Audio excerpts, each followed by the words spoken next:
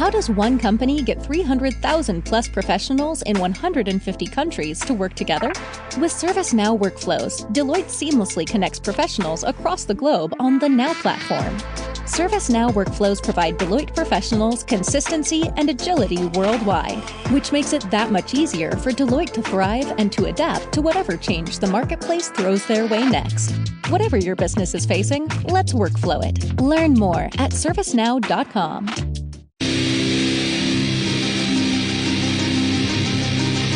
10, 9, 8. Ignition sequence has started. 6, 5, 4, 3, 2, 1, 0.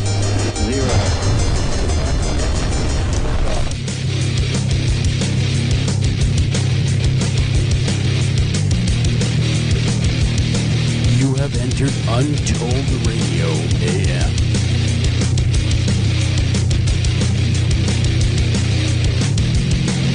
And now broadcasting from a secret location, your hosts, Joel Sturgis and Doug Hajicek. And welcome to this edition of Untold Radio AM. I'm your host, Joel Sturgis. Right along with me is Mr. Doug Hajicek. How you doing tonight, Doug? Good. Good. I just get it in, didn't I? You did. It has been, the last 2 days have been hell week. Or I should say 2 days have been hell days. I have worked in the last 2 days over 24 hours. So, yeah, well, that's a lot. Long days. Yeah. I got you beat, though. I got you beat. Yeah, but you never leave your house. I pulled an all-nighter yesterday. Yeah. The whole night.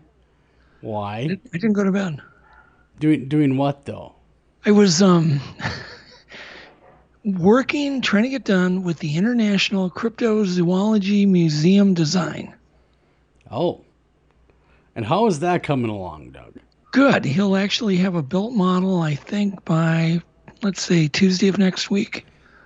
Now, we're talking about Mr. Lauren Coleman, right? Yes. When you say he. Yeah, okay. For people that might not be in the loop, you're designing what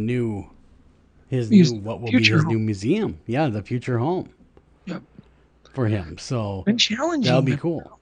But Lauren's been so easy to work with. Yeah. Really been great.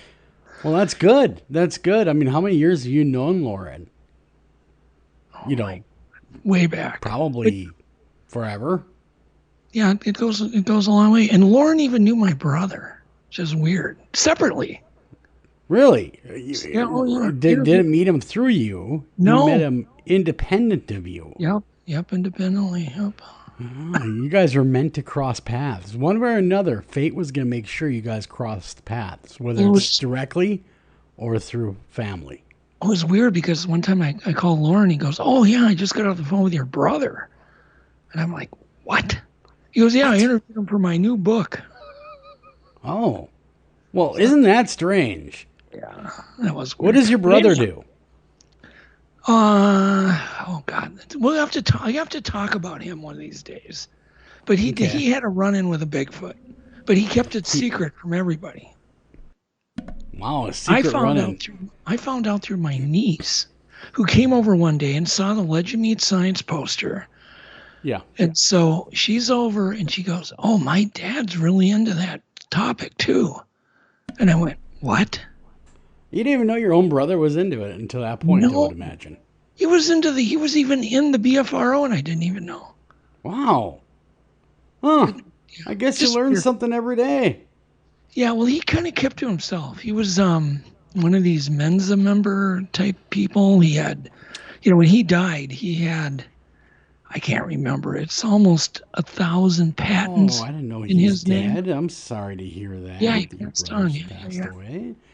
Yeah, he had one of those. He mowed the lawn one day, sat at a picnic table to rest, and apparently had a clot in his carotid artery, and just killed him dead. Oh, my! That begs the question, though.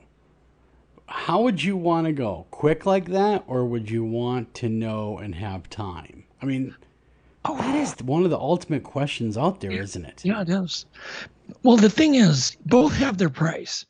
If you have time to, if you know it's coming, you have time to plan and say goodbye to people and tell them you love them. But then you got to worry that, you got to worry about what is death like. Right. But for my brother, he just, poosh, he was gone. Yeah. Instantly. Yeah. I would almost be, because my grandfather died, like, snap of the fingers, dead from a massive coronary. Yep. My dad, on the other hand, he went from cancer, so he had to stare it down for a year and a half. Yep. I having family members that went both ways, I would say do it quick, man. Personally. That's just me, though. Personally. Yeah. I would, because that way you're not worrying. Like you said, it's that the worrying of the unknown and when it's going to happen. Joe, I got news for you. It's going to be one or the other for you and for me and for everybody. You're not wrong. You're absolutely correct. I mean, Jim Morrison said it best. No one gets out of here alive. So No. it just depends. Well, tonight we got a great show on tap. We got Darby Orcutt is coming on. He's an academic researcher, and we are going to be diving into the strange with Darby. Yeah. He's a little bit of an enigma because he's an actual, he's an academic. He's a scientist. He's actually on the faculty in North Carolina State University. Yep. And he's willing to go into the strange, which is odd. It's that's almost as odd as the odd itself, because you don't see that a lot.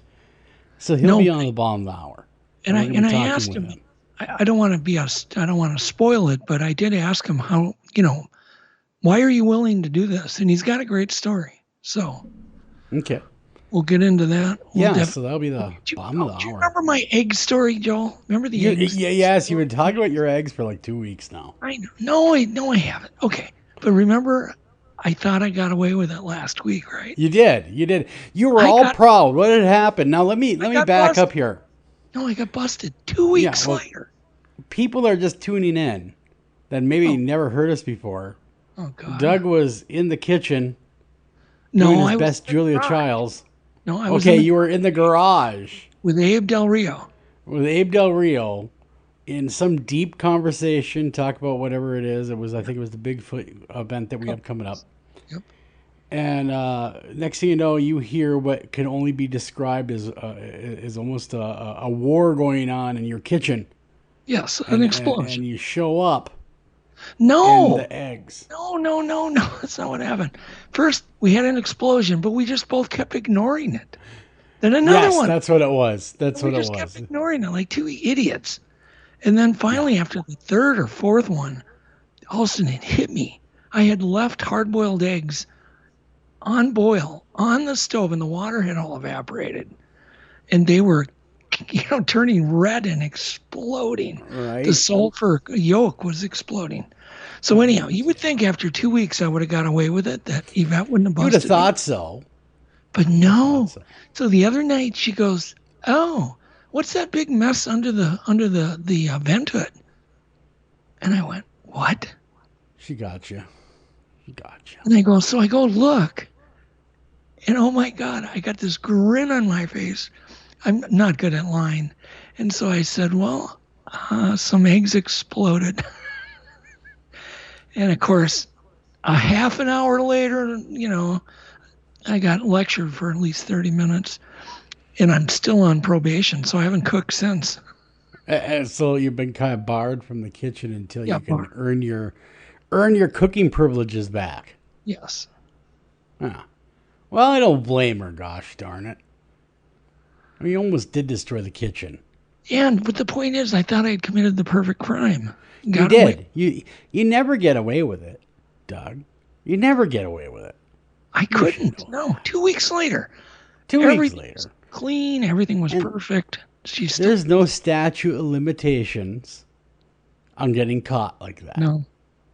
So, really quickly, I want to plug something. We got Michael O'Neill, he's a good friend of ours, of course, and he's putting on a convention, which is the Las Vegas Paraunity Convention. And tickets are up for sale at the vegasparunity.com. Check it out. Get your tickets now if you want to come out to Las Vegas in December. This would be the event to be at. So tickets are up for sale. There's a star-studded event. Let me tell you, he's got a lot of great people. Chad Lindbergh will be there. You got Chris Fleming. You got tons of others. You got Chuck Zukowski. We love Chuck. Remember hanging out with Chuck on Lake Superior? That was a good time. Yeah, that was. I That was love a good Chuck. time. Chuck's cool. Yeah. Rochelle Stratton, Ken Boggle, a lot of great stuff. Again, that's going to be VegasParaUnity.com. Hey, I'm going to be there too, speaking. I think so, yeah. Yeah, you are going to be there. Yeah. Yeah. Are you excited to go to Vegas? Sure, if it's open and they don't have us wearing a hazmat suit. That is true. That is true. We might have to wear the full hazmat coveralls. Oh my God! With the helmets, 3 masks and the breathing apparatus. Yeah. Okay. So I want to tell you. Okay, you know how dry it is, right? I do know how dry it is. How dry is it, Doug? But that reminded me of a dry joke that I know, or two. So first off, do you know what a dry joke is? Or sure, dry when sense it's not of wet. humor? No. Okay, what is it when you have a dry sense of humor? You ever see the movie Airplane? That's dry. That's the obvious humor. So dry is obvious, right? Yeah. Okay. Yeah. So then these are double dry jokes. So I got some double dry jokes. They're dry and dry. But yeah, they're bad. Okay. So it's so dry that I saw a hydrant chasing a dog today. Oh boy. Gosh. It's so dry. I saw a dog marking his territory with chalk.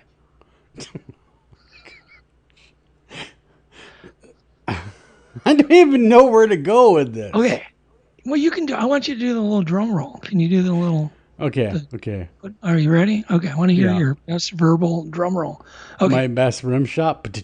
Your rim shot. Yeah. That's what I meant. It's so dry. The government has announced a water pistol buyback scheme.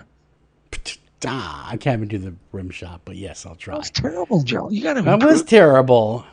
That was terrible. That was horrible. Chew or whatever, however. Anyway. Yeah. It's so dry. How dry is it, Doug? They're encouraging people to pee in their pool.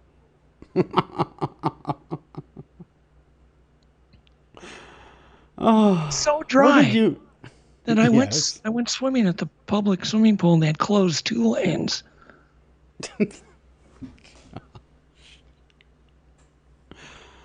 Oh, it is very it's so dry right now, Joel. The river's only running twice a week. Where are you finding these jokes? Online? I know them. Oh, you know them. Oh, sure. It is very dry. We need some rain.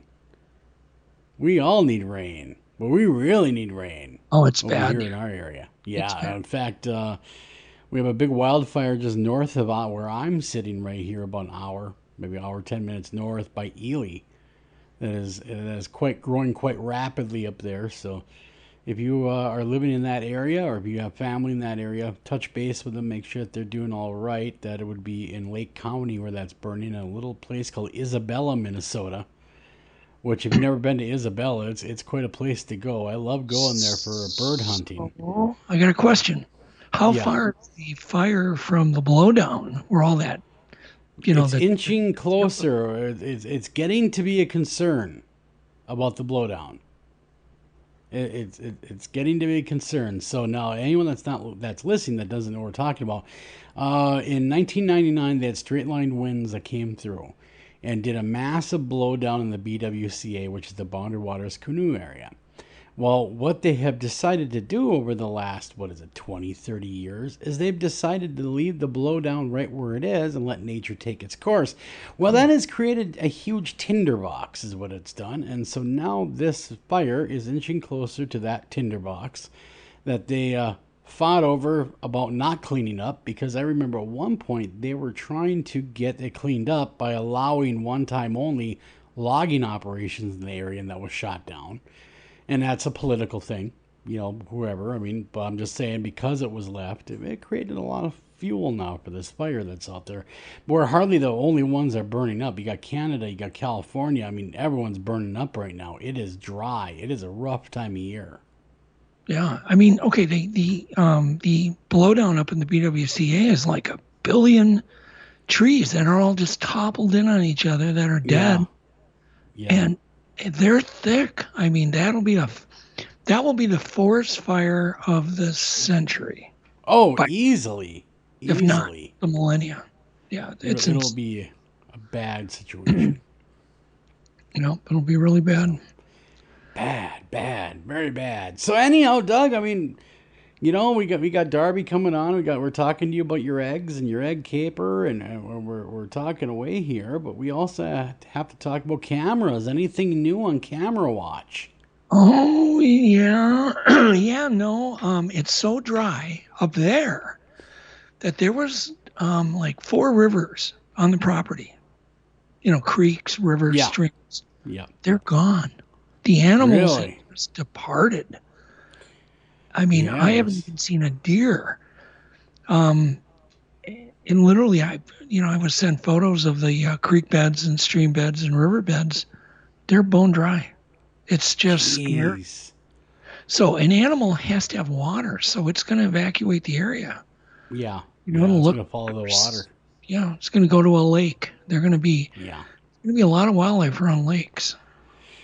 Yeah. I mean, it is, again, it's getting to be, or it's beyond now, a state of emergency. It is very, very dry. And hopefully we get some rain. So, let's all start praying and thinking about rain, because we all need it. Most of us need it. Few of us don't, because I heard about the flooding in Michigan as well, though. So those folks don't necessarily need it. But we definitely do. And these problem areas, we need some rain to happen. That's long and short of that one. So, okay, let's see here. So we recorded one really weird thing, and I can play it. It's very like brassy, horn, talking, weird, and I sent it to David Ellis, and he's got similar recordings, when they were, having Bigfoot activity. So it's really interesting. And it went on from 2 or 3 different cameras one night, and there was drumming, kind of like, Really? It's kind of random tapping and drumming. It's kind of weird. That's strange. Okay, so I need to find it. And let's see here. We got to look for David. This is real time. This is real-time radio, folks. This Real-time is this is what's going on. But really, Doug, if anyone that doesn't know, has set up some cameras in an undisclosed location with a lot of Bigfoot activity. And there has been some strangeness going on around there. There's been mists. There's been a bear that glitched. That's the only way I can describe it, is it glitched from one frame to the next. Not sure what would have caused that. It was one of the strangest things I've seen. And some of the oddness that is going on is definitely makes you take pause, doesn't it? Yes. Glitches. But actually, it's been really quiet since, it really got dry. Yeah. Everything is moving away. Like you'd said, all the animals, they're retreating. They're going to lake beds and places where there's water. So that stands to reason. So here's that sound. It's kind of weird.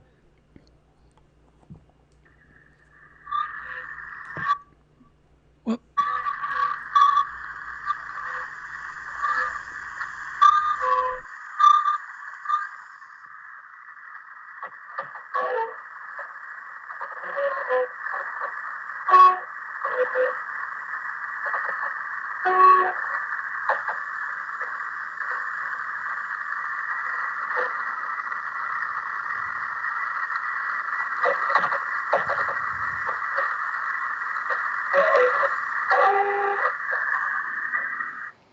Isn't that weird? That is strange. Sounds like a out-of-tune violin.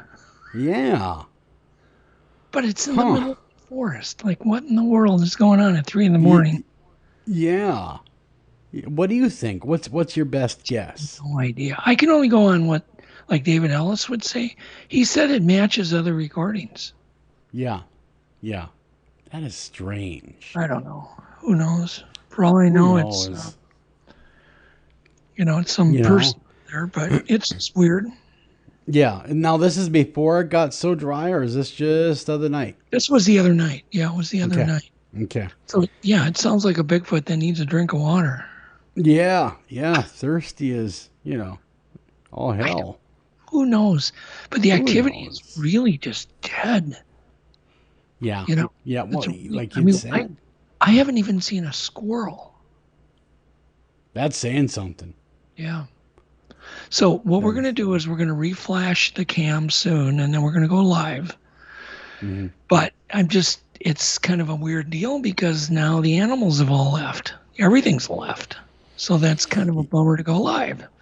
Yeah. Because there's nothing to go live to.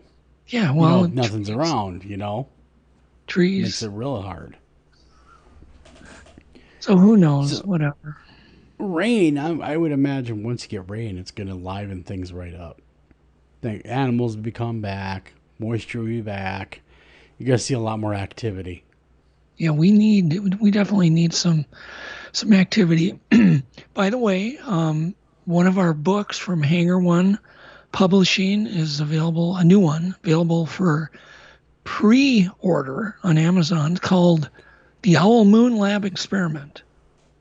And Really? it's a really cool book because in the book, whether you get the electronic version or the print version, there's video and audio in the book. That all you do is aim your phone at it. Yeah, you just aim your phone at these, you read about it, then you aim your phone and you get to hear the audio and video evidence. Yeah, so it's using like a RQ reader or whatever they call it, a QR reader. Yes. And you're able to experience the evidence while you're reading the book. That is a really good idea. Who came up with that idea? My son Blaine and Alex. I don't know which one. One of the two. That's a really good idea. Yeah. Think of the dimension it adds to everything. Yeah, and we're also going to be adding some, other interactive features. But yeah, it's kind of cool. So it's the first one that's coming out with this. It's got 40 different pieces of evidence that are, audio or video or both. Yeah. In the book. Well, that's something else. Oh, I'm looking for. That's gonna be cool. Getting one in my hand. Yeah. When's the release date on that? I believe September 1st, but you can pre-order it now. Yep. So pre-order now if you want to get your hands on it. You can get, like it said, you can get it in the print or you can get it in the e-edition. Right. So that's a good opportunity to do We that. need to get Toby Johnson on to talk about the book. Mm-hmm. We'll get him on. We'll get him booked. I agree. I agree. Get him on. Talk about the book. Talk about what's going on with that. So tonight's guest, to talk about Darby tonight, we're talking with him. How did you meet Darby? Through Amy Boo, through Zubook. Okay. There's a number of people like him, scientists, researchers, mainstream academic people who are secretly looking into the Bigfoot mystery, and he's willing to go public. There's not many. Not many are. Right. Yeah. You don't hear about that a lot. You hear about it in closed doors or your one-on-one stuff, but they never go public. Very rarely. I shouldn't say never, because if that were the case, Darby wouldn't be with us and talking about it. But rarely do they ever go public. Yeah, and he just, I don't know. We'll ask him why. He just decided here one day recently, just to the hell with it. Well, from what I gather, and he'll talk about this, he's had some paranormal experiences himself, though. I think we don't want to give it away. No, we don't want to give it away or anything. So when he comes on, we'll definitely be talking about that, Doug. Yeah, and I have connected with him, and he'll be ready to go on right after our break. I'm excited about that. But Darby's agreed. He's agreed to participate in Legend Meets Science. So that's really cool. And how's that coming along? I know you guys have been working on it like crazy. Still coming. It's like, well, yeah. Literally until I can say, here, you can go watch it. It's just coming. Yeah. Darby is going to be using his labs that he has access to for a number of the tests, including DNA, the albavernix, the sebum, the skin oil, and some other things. And he won't be the only labs, that we're using. But I'm really excited about, his confidence. He's a very confident person. That's good. That's good. And I gotta say though, that's gotta be an expensive undertaking getting these labs on board. Yeah. And I'm hoping that like all of our evidence that they'll process it for cost, meaning just the materials that they're going to use, no labor. Sure. Just out of pocket. Yeah. Just to cover their out of pocket. Because I'm excited to see what comes out from the residue, the handprint residue. Yeah, me too.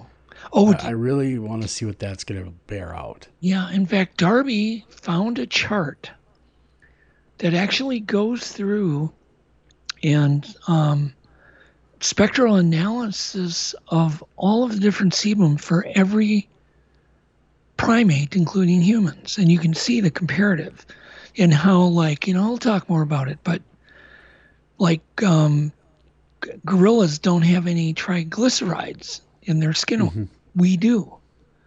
So if we analyze the skin oil, right, that we've picked up in numerous locations, and it doesn't have any triglycerides, that's going to make people like Darby raise their eyebrows and go, nobody can eat chemical compounds.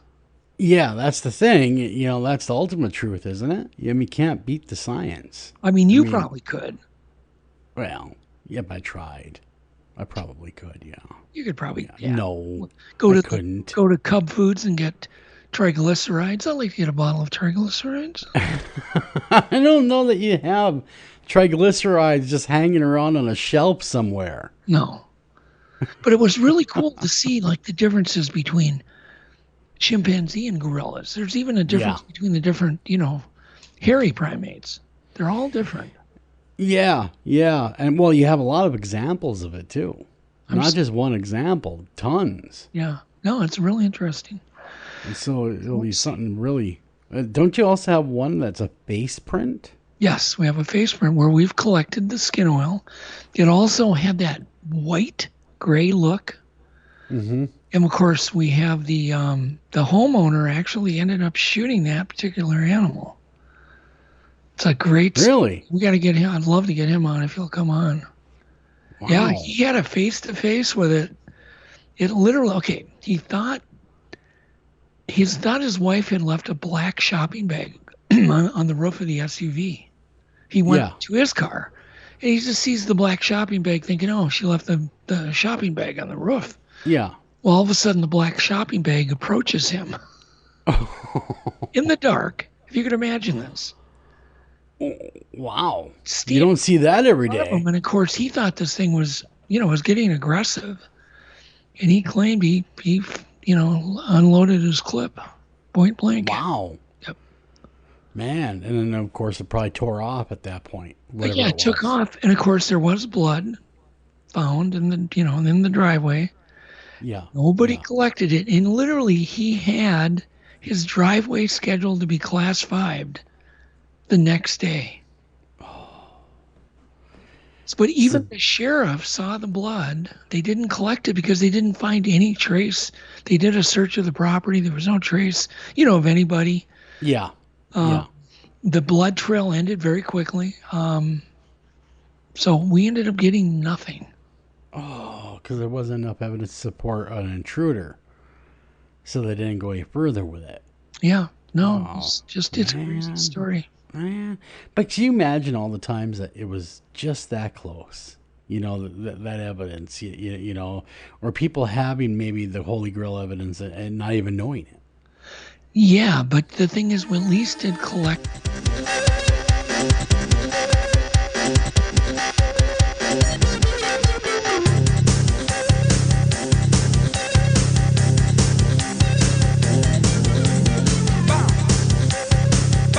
Hi, Tom Bodette.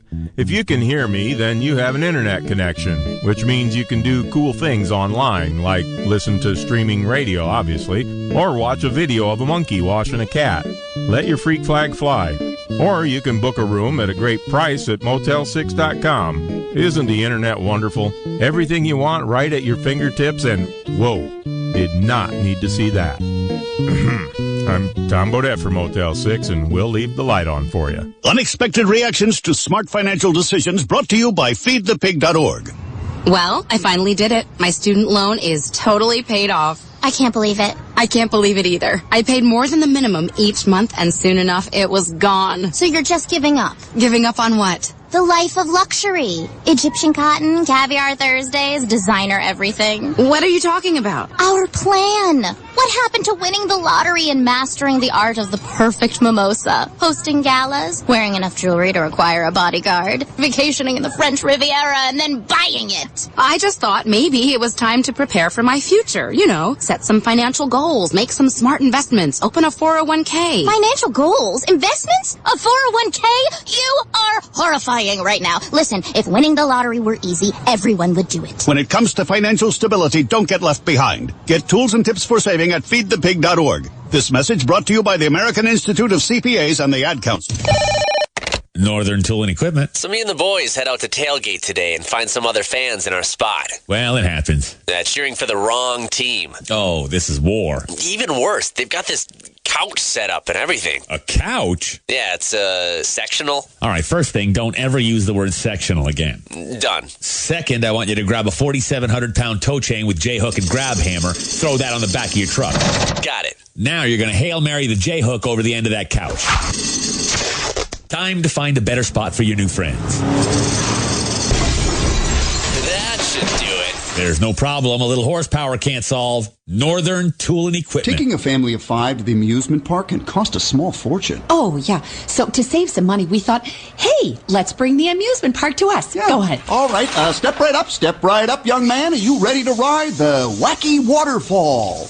That's just the bathtub with the shower head running. Nope, it's the wacky waterfall. It's the shower, Dad. Waterfall. Wacky. There's an easier way to save. To get a free rate quote, go to geico.com. Then buy online, over the phone, or at your local Geico office. Green light. Hey, girl. School zone.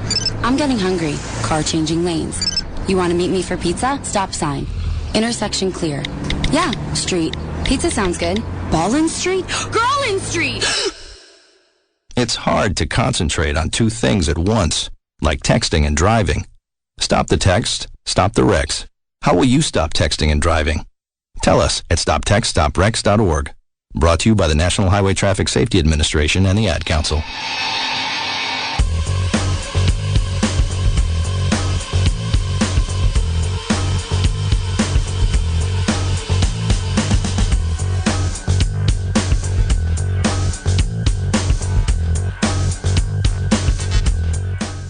And welcome back to Untold Radio AM. I'm your host, Joel Sturgis. Right along with me is Mr. Doug Hajicek. Tonight we got a great guest on tap. Really looking forward to talking with him. And he's not just another guy. He's an academic that's willing to come talk about the strange. You don't hear about that every day. It's Darby Orcutt. I am pronouncing your name correctly. Right, sir? Darby? Yeah, absolutely, Joel. Okay, Thank Orcutt. you. Perfect. A first-generation college graduate, now on the faculty at the North Carolina State University. Darby Orcutt never stopped being curious about the world. A librarian, you say. Instructor, researcher. He has experiences in all sorts of different things in scientific manner. He also loves the strange, and that's what makes him stand apart from the rest. I'm doing a little paraphrasing here because I'm really excited.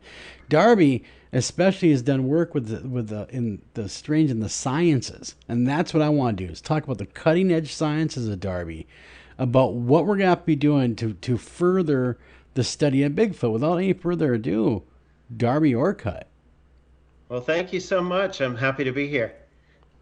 Well, thank you, Darby. I mean, I was talking with Doug before the show, and it's not often we get someone of your stature that wants to come on and talk openly about the paranormal, the strange, Bigfoot, you name it, your spirits. What do you make of it? I guess we got to start at the top and ask what got you interested in it. Well, I think like everybody, all human beings, we have an innate curiosity about these things, right? We all have to admit it. Whether people believe in the strange, the paranormal, the ghost, the Bigfoot, the whatever it is, we're all curious about it. That's why there's all those shows on television. That's it's part of our culture. So I think that's there for all of us. But what really got me going on it was, I'll take you several years back now. I am a librarian. Sure. I am a librarian, and I also teach. I do research. I'm not what most people think of as a librarian, however. Probably most academic librarians are not what people picture when they think of librarian. But especially what I work with an awful lot is bringing people together, academics, researchers, scientists, engineers, folks who are really, really good at what they do in their fields. And I bring them together to work together across those disciplines and across those boundaries. So one of the things that I've been doing for a lot of years has been helping to put together teams to tackle the really tough issues that need tackling. And I was working on one of these projects several years ago, and this is all public, so I can talk about it now. But we had been invited to submit a proposal to DARPA. This is the Department of Defense, the Defense Advanced Research Projects Agency. And what they were looking for us to do was to create, within 5 years, a no larger than 1 cubic centimeter microchip that could be implanted in the human brain that could read and write to the brain. Oh, wow. Yeah, exactly. Oh, wow. And of course, it was couched in all of these, this technical language. It didn't just come right out and sound like a science fiction pitch. But there I am. I'm sitting in a room with a half dozen folks who are just world-class people in their fields. And one of my colleagues, who's a biomedical engineer, he says, well, we can do the read right now, but what do they mean by write? How do we define that? And he was absolutely correct. I mean, the read part has been done, for many years. Now it can be done more effectively, but we've even seen coming out into popular consciousness technologies that do that. Even recently with this Google project where you can type with your brain, right? You've probably seen that. So this was back when, but so the science to do that was pretty much there. It just hadn't been developed and applied years ago. Okay, and, but Darby, are we talking mind control? Well, we're not necessarily talking mind control, but we are talking being able to put perhaps thoughts, memories, emotions, so forth into the brain. Absolutely. And I do think that we do have to be aware that those are going to be technologies that will at some point exist. Now, we're a long way from that, so I don't want anybody to go off on a large conspiracy theory, tangent thing. Oh my gosh, this explains what's going on in the world, because the science is just not there yet. And I think that's often the case. People get ahead of these things.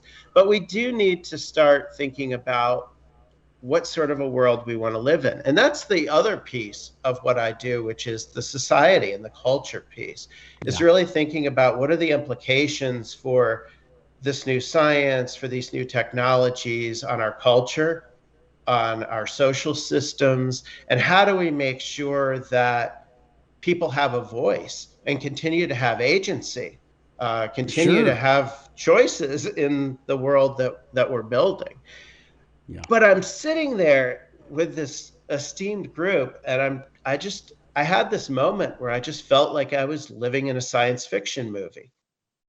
Okay, confession time. I just finished back to school shopping. Nothing like the last minute, huh? Kohl's to the rescue. I got 25% off a JanSport backpack for my son, $17.99 So Jeans for my daughter, and 50% off Levi's for both kids. Levi's, can you believe it? I even got $10 off because I spent $25 and picked up Kohl's Cash. So, yeah, sometimes procrastination pays off.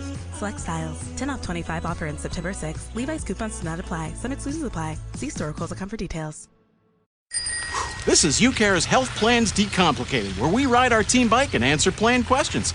With us is Franny from UCare. Ready to answer this question in 10 seconds or less, Franny? Yes, I am. Okay, will UCare let me know if my doctor leaves my plan? We'd be letting you know by a letter, but also the clinics are usually pretty good about sending that information too. With time to spare, talk to one of our plan decomplicators today. UCare, people-powered health plans. Should we get a smoothie? Smoothie.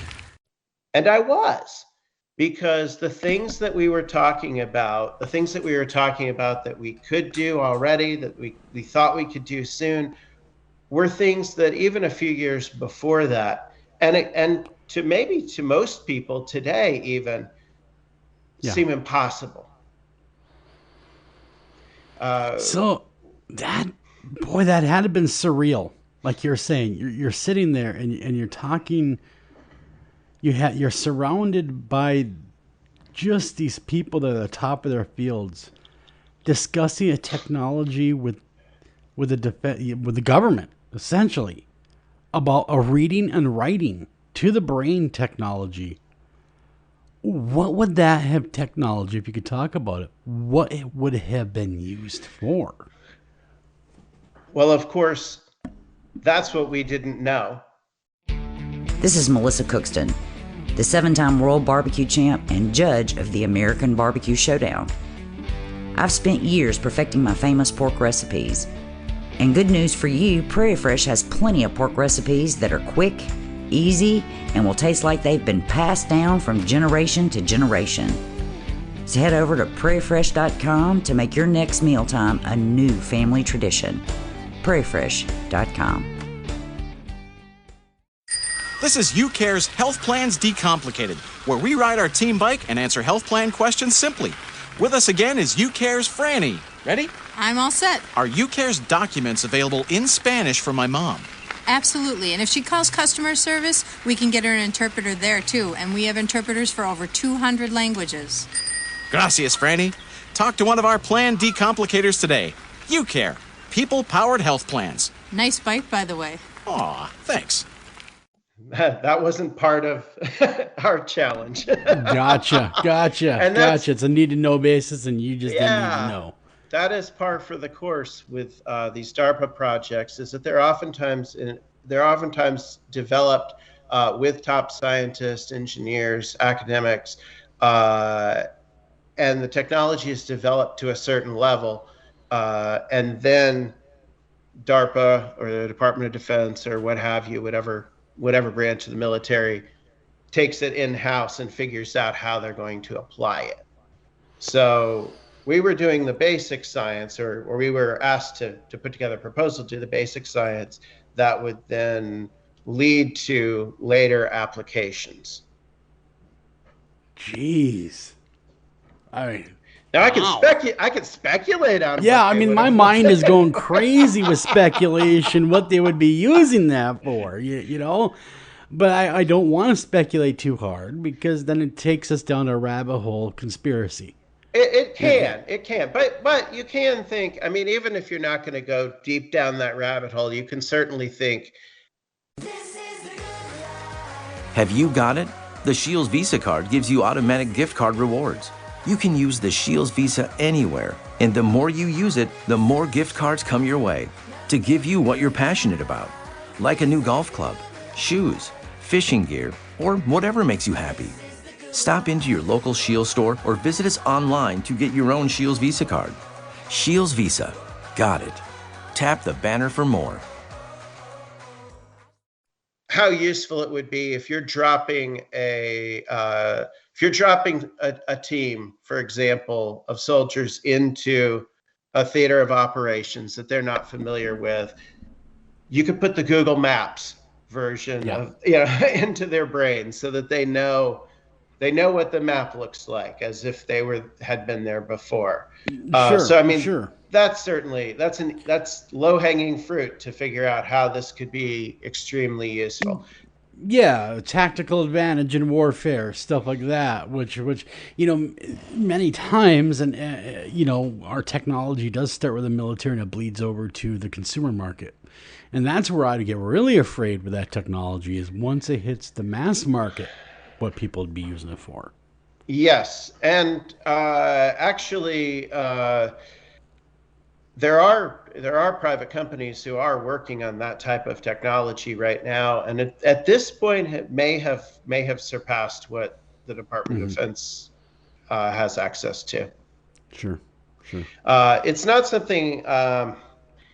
That particular project is not something that I've continued to work with. The team, we basically decided that we didn't really have quite the right constellation of people to make it so. One of my colleagues is actually continuing to work with a team from another university on that project. So I still hear a little bit about it, but I'm not directly involved with that. Yeah. But for me though, Joel, what really was fascinating about that and where that really took me was just thinking about, we think of the brain, our mind, our sense of self as sacrosanct, as ours, something that you can't just pull something out of and you can't just put something into. We're going to have to rethink that. yeah, right? That puts it all on its ear, doesn't it? It does. But the other thing is it also for me raised these questions of, well, gee, and I realize this is a different type of question, but if this is possible to do technologically, and this challenges that idea that our mind is somehow a fortress. Well, that's been one of the major objections to a lot of parapsychological research, folks who want to think about telepathy or mind reading or things like that. And so this isn't to say that convinced me at that time of the reality of these things, but it made me very interested in the sort of the meta question, if you will, the question about the question in science of what can you study? What can you ask questions about? And what topics can you not? And so that, for me, that was the moment where I got interested in that question. And I started thinking about Bigfoot and parapsychology and ghosts and all of these strange things. Well, let's talk a little bit about Bigfoot. I mean, you have this creature that thousands, not millions of people have seen. And I mean, I'm not talking about just the normal Joe six-pack, telling a wild tale. I'm talking about credible people. I'm talking about scientists. I'm talking about police officers. I'm talking about trained observers have seen this creature. You're talking about me. I'm talking about you, Doug. That's right. Most about you, Doug. No, but in all seriousness, how do we wrap our minds around this? And where is the science taking us? Because really, that's what's going to crack this egg is going to be science with Bigfoot, isn't it, Darby? I mean, that's what I think. I think so. And I think so because it's one thing to hear all these stories and reports and eyewitness accounts. But, we're all so skeptical these days of everything. And, maybe we always have been. We've had this long idea that seeing is believing, right? So that's so true. Yeah. So I think that the thing about science is this: there's nothing necessarily special about science, except it's our common language. It's our common language as a culture. We can understand each other. We can understand the world that way, and we can enter into shared understandings of the world that way. This is not the way that a lot of scientists talk about what science does, but in reality, this is how science operates.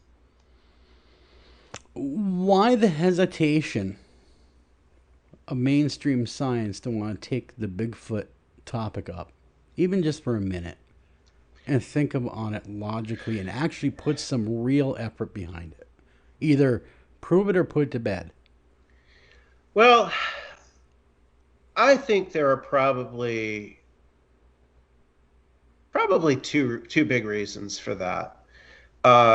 One, and I know that a lot of folks who are big on Bigfoot don't like to hear this, but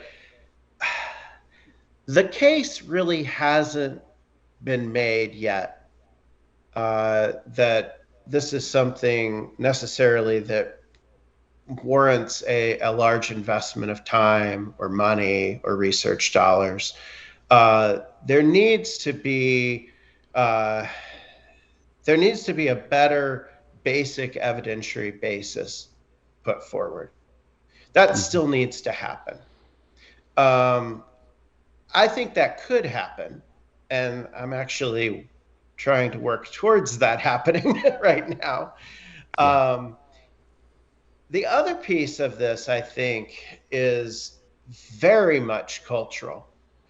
And I think that a lot of my thoughts on this are reflective of things that Dr. John Bendernagel was actually the first to bring forth. John was a legend in the Bigfoot world, of course, and someone that I was very honored to get to know during the last year of his life, especially. He and I never met in person, but we spent hours and hours on the phone and really, really hit it off, because he and I came to a very similar place, but from completely different starting points. John was, as a wildlife biologist and as someone interested in this, was seeing all of this evidence and trying to share it with fellow scientists and trying to get a hearing for this evidence and finding resistance. So he started asking, why am I getting this resistance?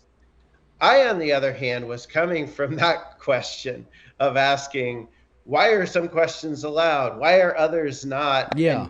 And I came to Bigfoot as an example of that. And so we were coming from different sides, but we met right there in the middle. And so that was very nice.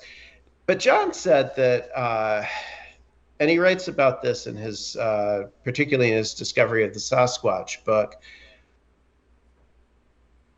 Sasquatch, or Bigfoot, if you will, came to real prominence in our society.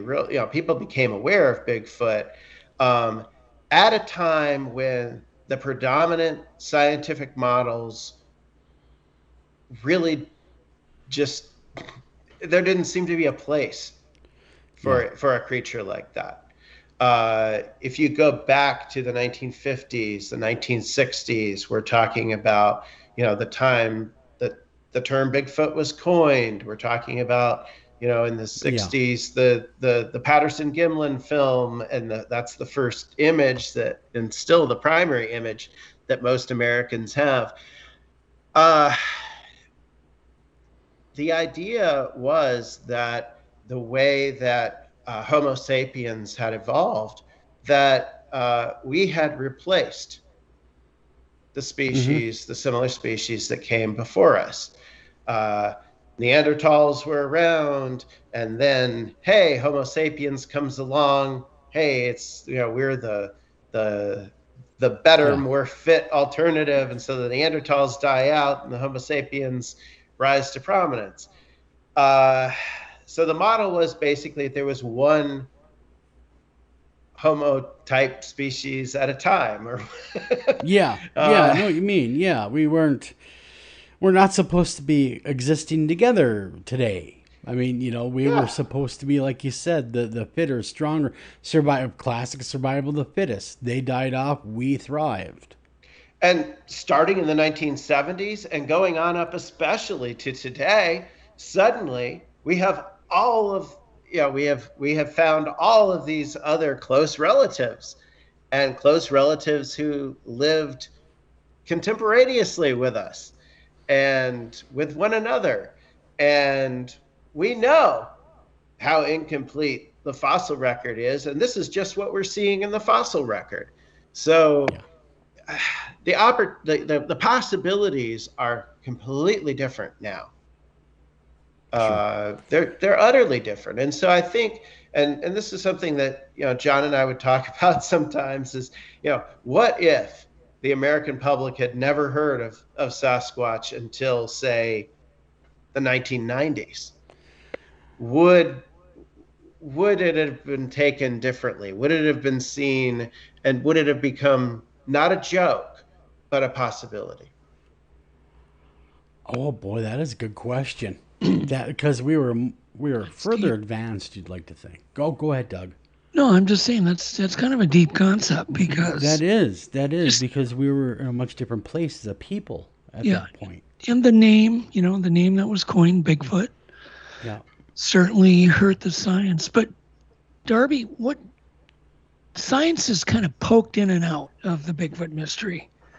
Even John. I mean, John poked in, but he wrote a lot of stuff and he talked to a lot of people. But he didn't conduct a lot of scientific tests, right? Right. But so science has poked in and conducted some tests, but to me, they've all been botched. Can you elaborate on how botched the scientists that have poked in have botched it up? Well, I don't know. I don't know if that's quite fair to say. I don't know that there have been too many scientists who have really delved too deeply into this. I think there've been a few studies here and there. Well, exactly, but that's what I mean by botched. It's just they get just far enough in to go, there's nothing to see here, folks. Yeah, I mean, the one big exception to that, of course, is Jeff Meldrum and his work with footprint casts and looking at and of course, who better than a specialist in the evolution of bipedalism to examine these footprint casts and be able to look at least that facet of the evidence. And that's that's a big facet, but there are a lot of other pieces of potential and alleged evidence out there. Well, mainly I was referring to DNA. And that is really unfortunate, because there've really only been two major attempts at DNA testing, and neither has been adequate for differing reasons.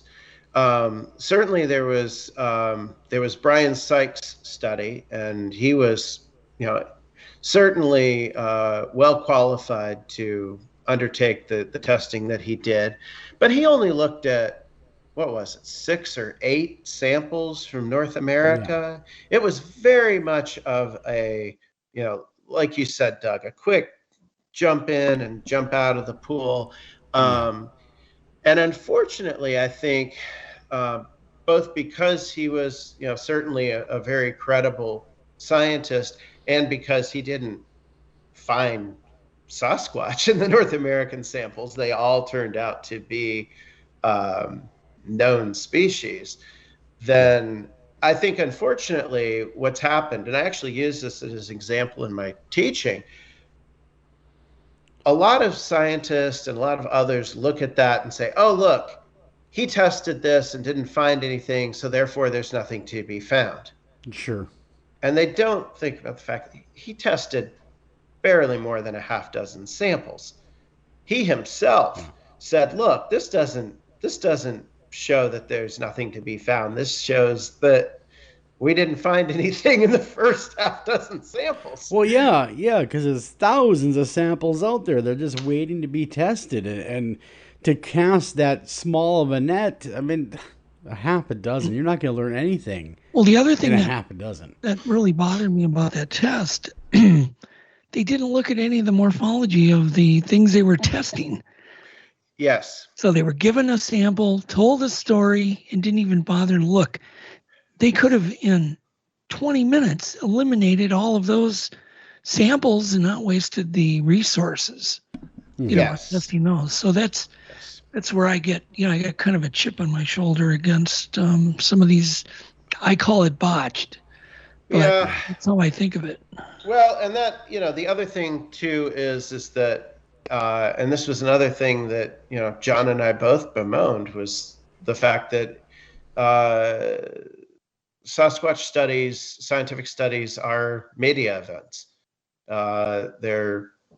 Brian Sykes was doing this work around a television show. So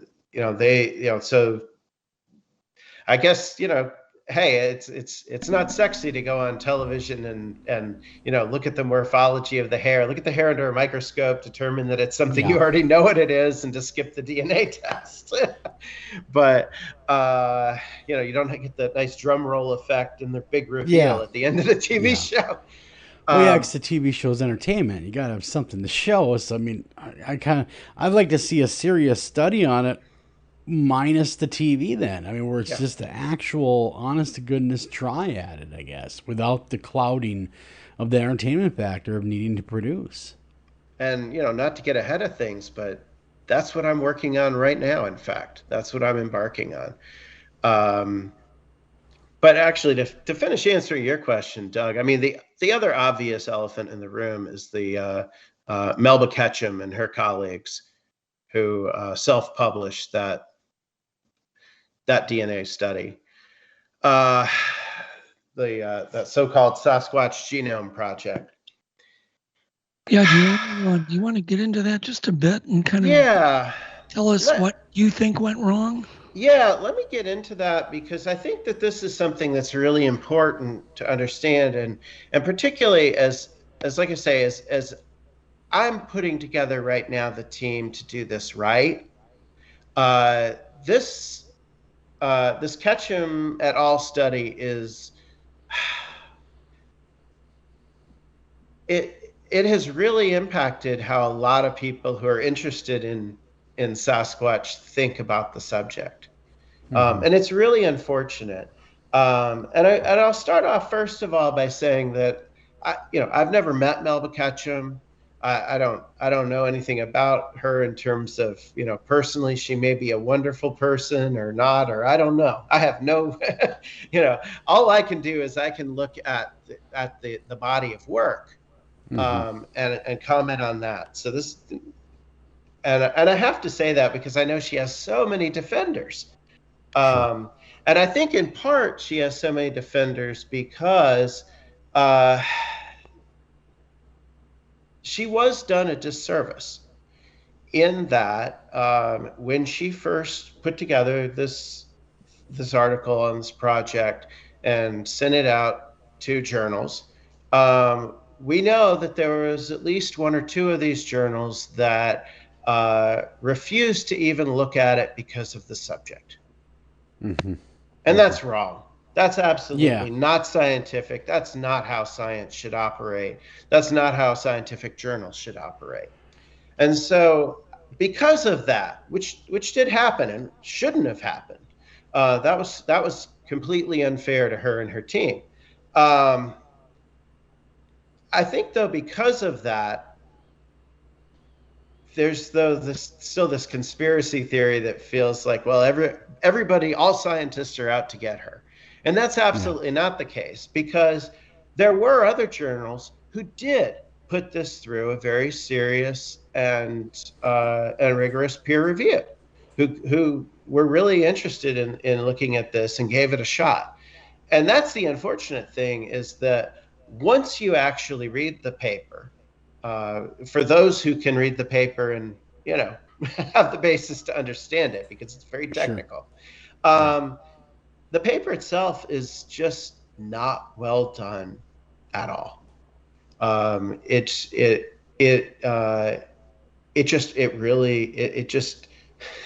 It doesn't even make sense. The problem was not, and I know that the other thing that happens is that I know she and her supporters say, oh, well, look, we sent these things to reputable labs. We sent these things to university labs. Have you got it? The Shields Visa card gives you automatic gift card rewards.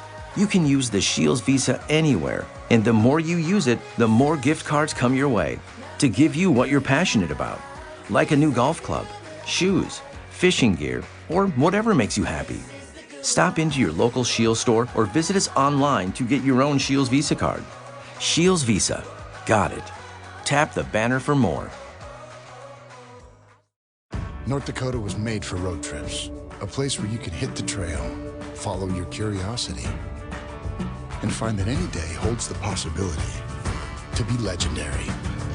Plan your visit at NorthDakotaLegendary.com.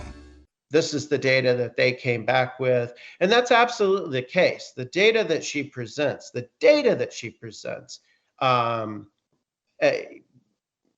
is the data. That's fine. But where it goes wrong is with the interpretation of that data. And that's the part that, it doesn't matter how wonderful of a lab you get to do your data. If you don't interpret it correctly, it's wrong. It doesn't do you any good if it's interpreted incorrectly. So, and there were a lot of things that just went wrong with that study. I mean, one was that to start out with, she nor any of her colleagues actually, were geneticists, had the background to do this study, and absolutely none of them were research scientists, which is a real different thing. When we think of scientists, we think, oh, somebody who's been trained to do science, right? But there's a huge difference between those who are trained to do the science, if you will, and those who are trained to do research, to really do new things, to understand new things, to break new ground at these big levels. And that's where we've had a lot of those professional scientists who are interested in Bigfoot phenomena.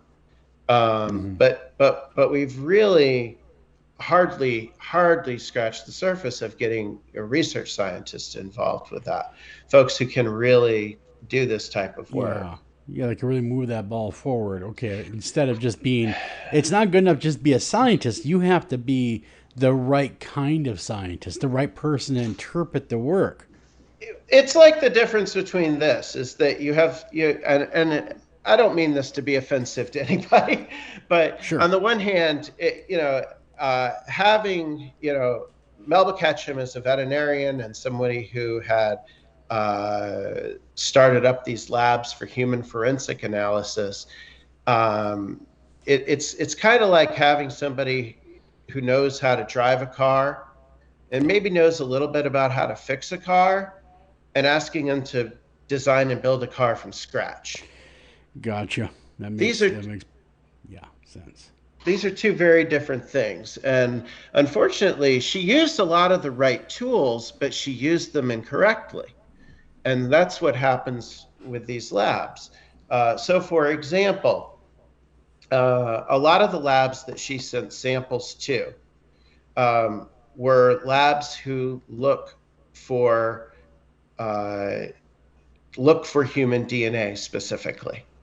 And a lot of the samples that she sent off were what they call primed to look for human DNA. Okay. Priming, this is part of the process that professional labs use and researchers use as well to find something that's known within a sample. So think about it like this. If you've got a vegetable soup, right? And it's got all these different vegetables in it and everything else. and you send it to a carrot lab and you say, I want you to look for carrots. Yeah. They're going to find carrots in the vegetable soup. Exactly. They're not going to mention the celery and the potatoes. They're only going to mention the carrots. That doesn't mean that the vegetable soup is a carrot. Yeah. If they find carrots. And so the process actually that was used by a number of these labs, and this is not true of all of the samples in that study, but of many of them. They were sent to labs that do human forensic analysis. The samples were treated as if they were human, meaning they were primed to look specifically for human DNA. Yeah. And because these samples, it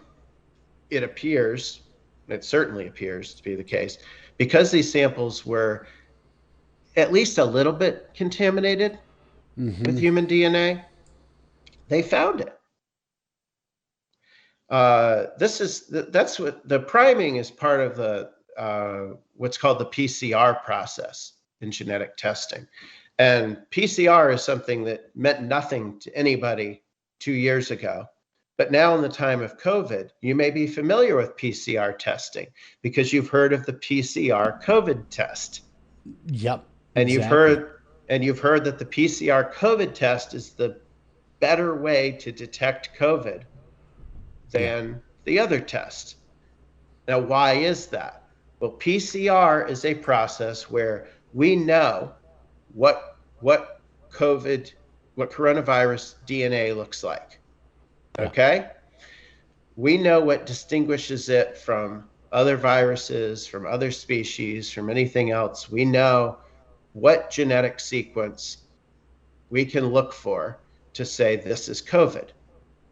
What the PCR does is it's a way of essentially telling that sample, reaching into that sample and saying, hey, you put in primers, which are basically small, think of them as small strands of DNA. Yeah. But the primers are looking specifically for that COVID or that coronavirus DNA, and they are telling the sample, replicate that, make lots and lots of it. So if there's one little piece of COVID in that swab that you swabbed, this priming process is going to make lots and lots and lots and lots of copies of it, so that then when the technician looks at that sample, wow, it's going to be full of COVID. It's obvious because that's what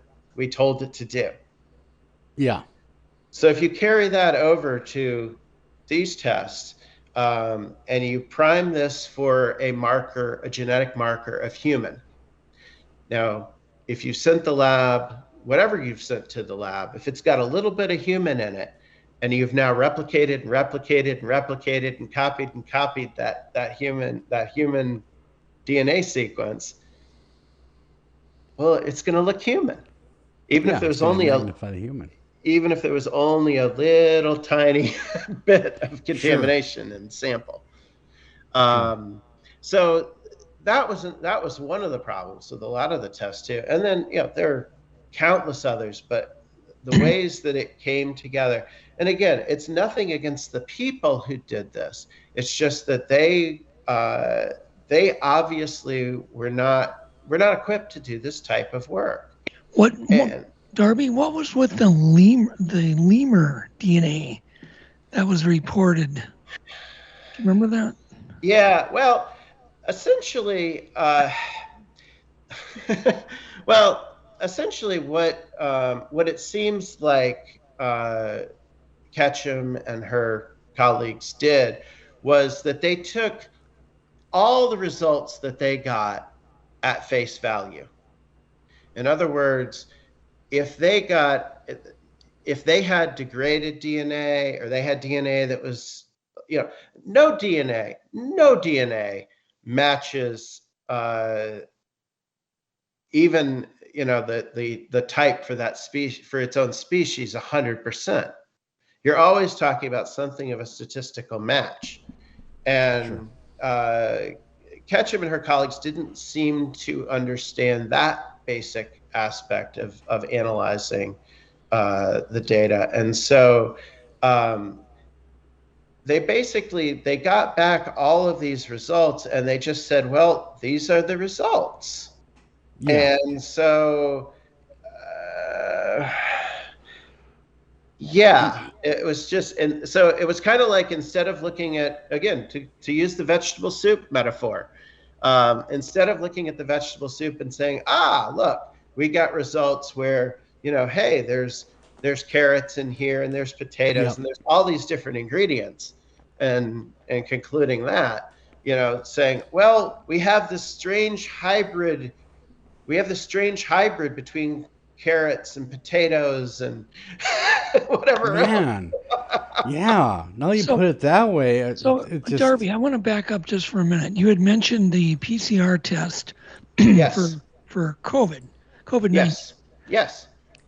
If you had a common coronavirus, just a common cold, would that PCR test show you had COVID? No. And the reason is because we've been studying coronaviruses for decades. We know what coronaviruses look like. And so when scientists, and because samples of COVID-19, when scientists started looking at this, were plentiful.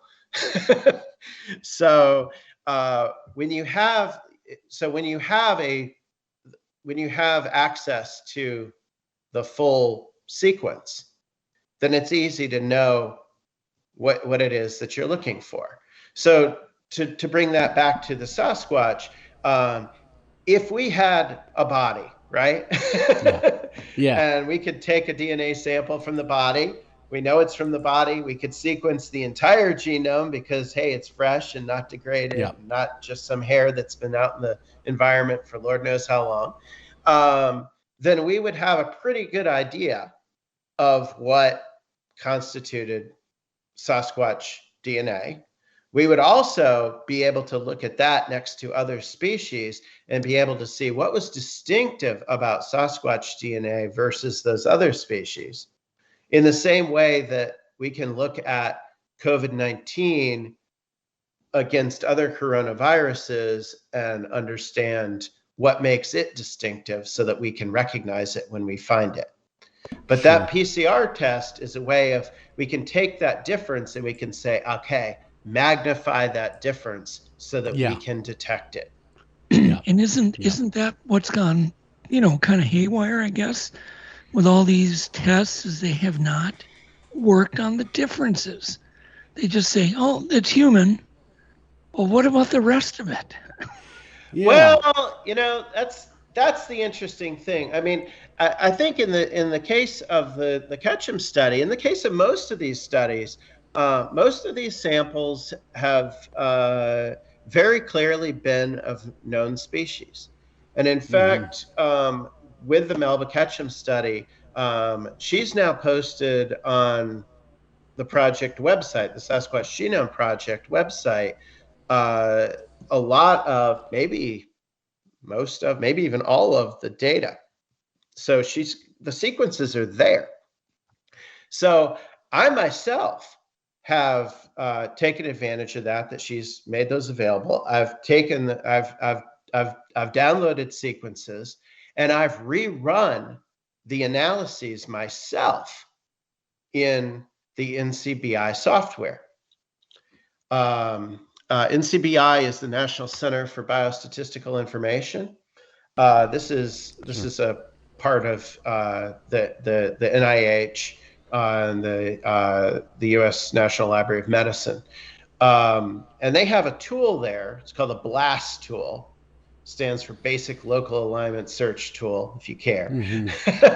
But the BLAST tool, and anybody can do this. I mean, obviously you want to know what you're doing, but I teach my students to do this at a minimal level, just so they can get an appreciation for this. It's not dramatically difficult if you want to learn it, and you can put sequences in there, and boom, you can see what results you get. And so you can take, and I've taken some of Ketchum et al.'s own data, and I've put that into BLAST. I blasted it, as they say, myself. And some of these samples are very obviously known species. It's very obvious. One of the things that, one of the samples that I looked at, for example, I put it in there, and it's a tremendous match for black bear. I mean, it's obviously, it's black bear hair is what it is. But what's interesting, there's a guy by the name of Haskell Hart.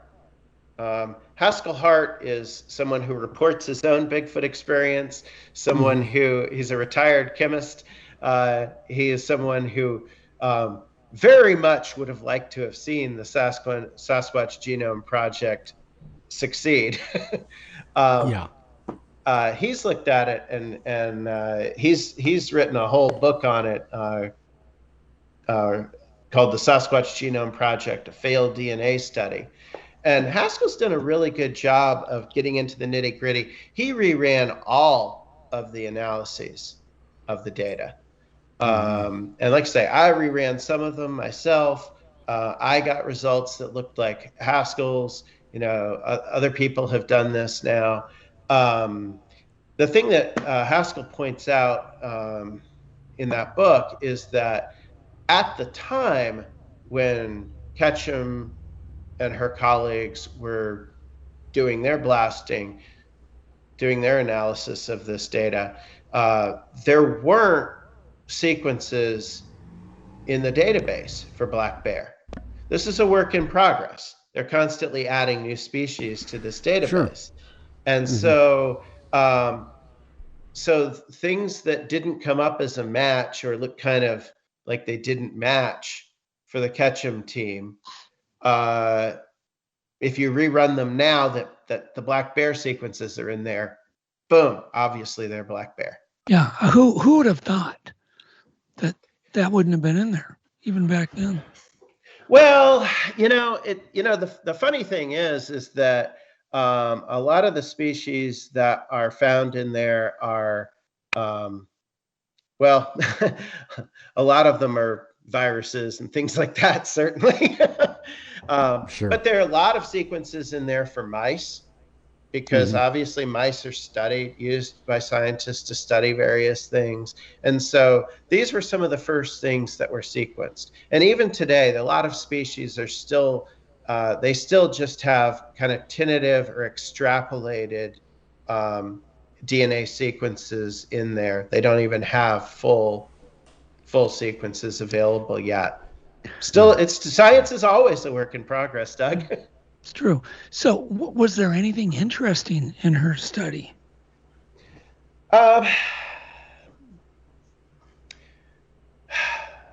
a great question.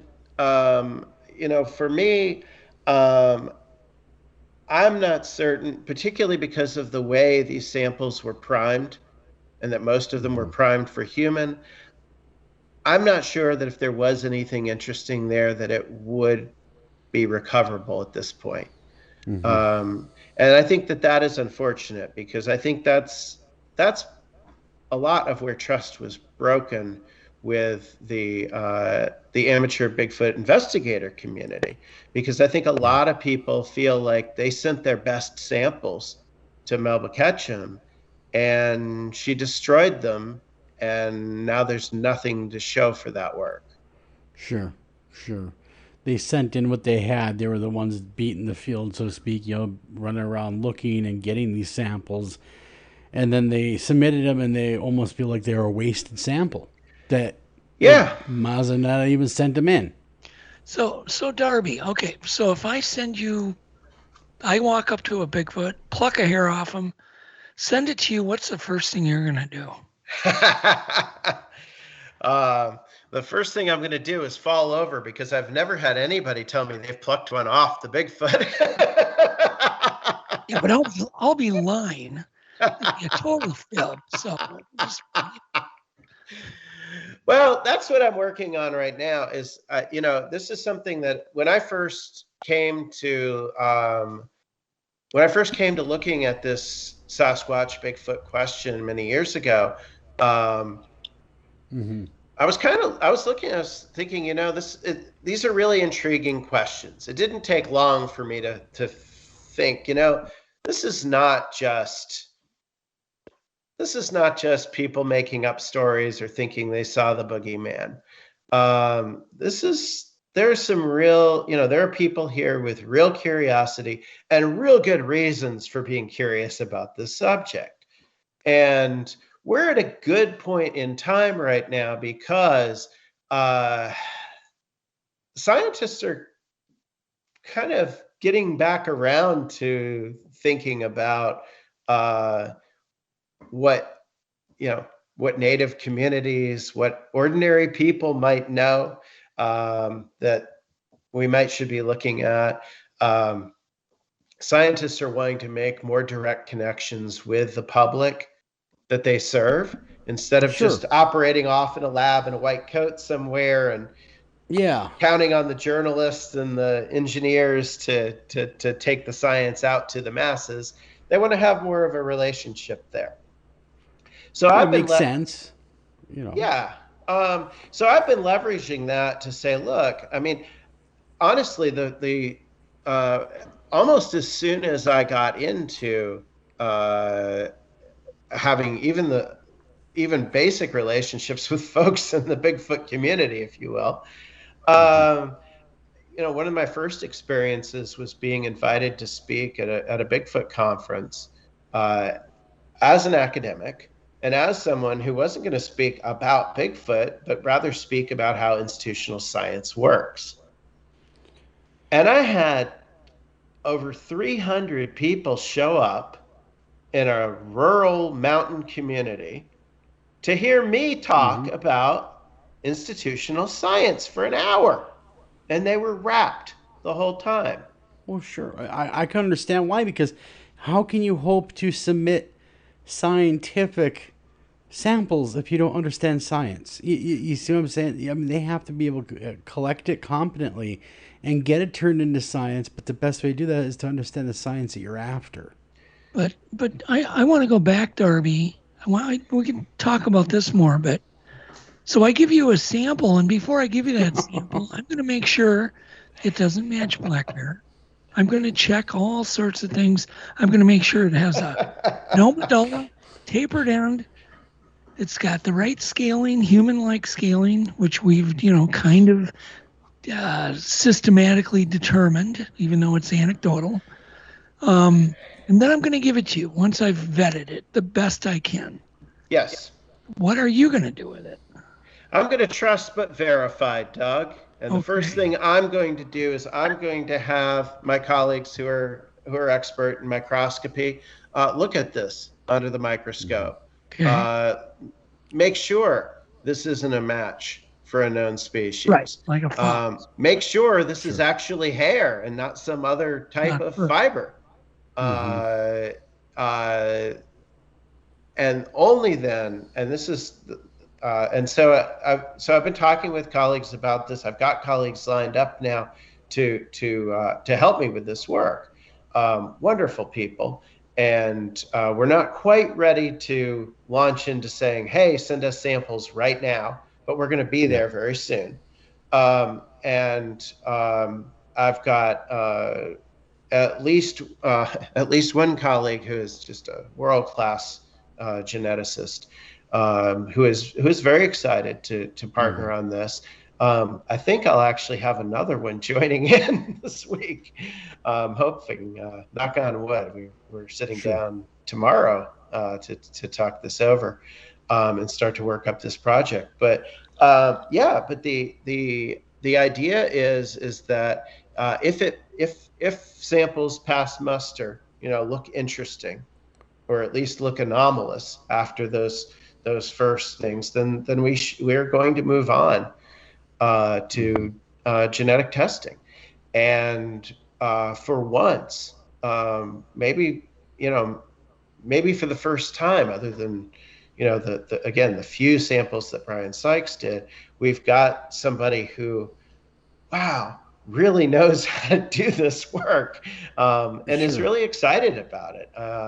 My colleague is not thinking that we're going to find evidence of Sasquatch, but is not closed to the idea. Well, at least open enough to embrace it somewhat, that it's a possibility. Well, what is so interesting, I mean, the morphology alone, because the hairs are so different. They're human scaling, but they don't have any of the human characteristics. The broken, the pigmented core is missing, the tapered end, and there is new evidence that the scales, that there's less scales on the diameter or the shaft of the hair. Yeah, and I think that's the type of evidence that, or those are the types of observations about the evidence that makes it interesting. Yeah.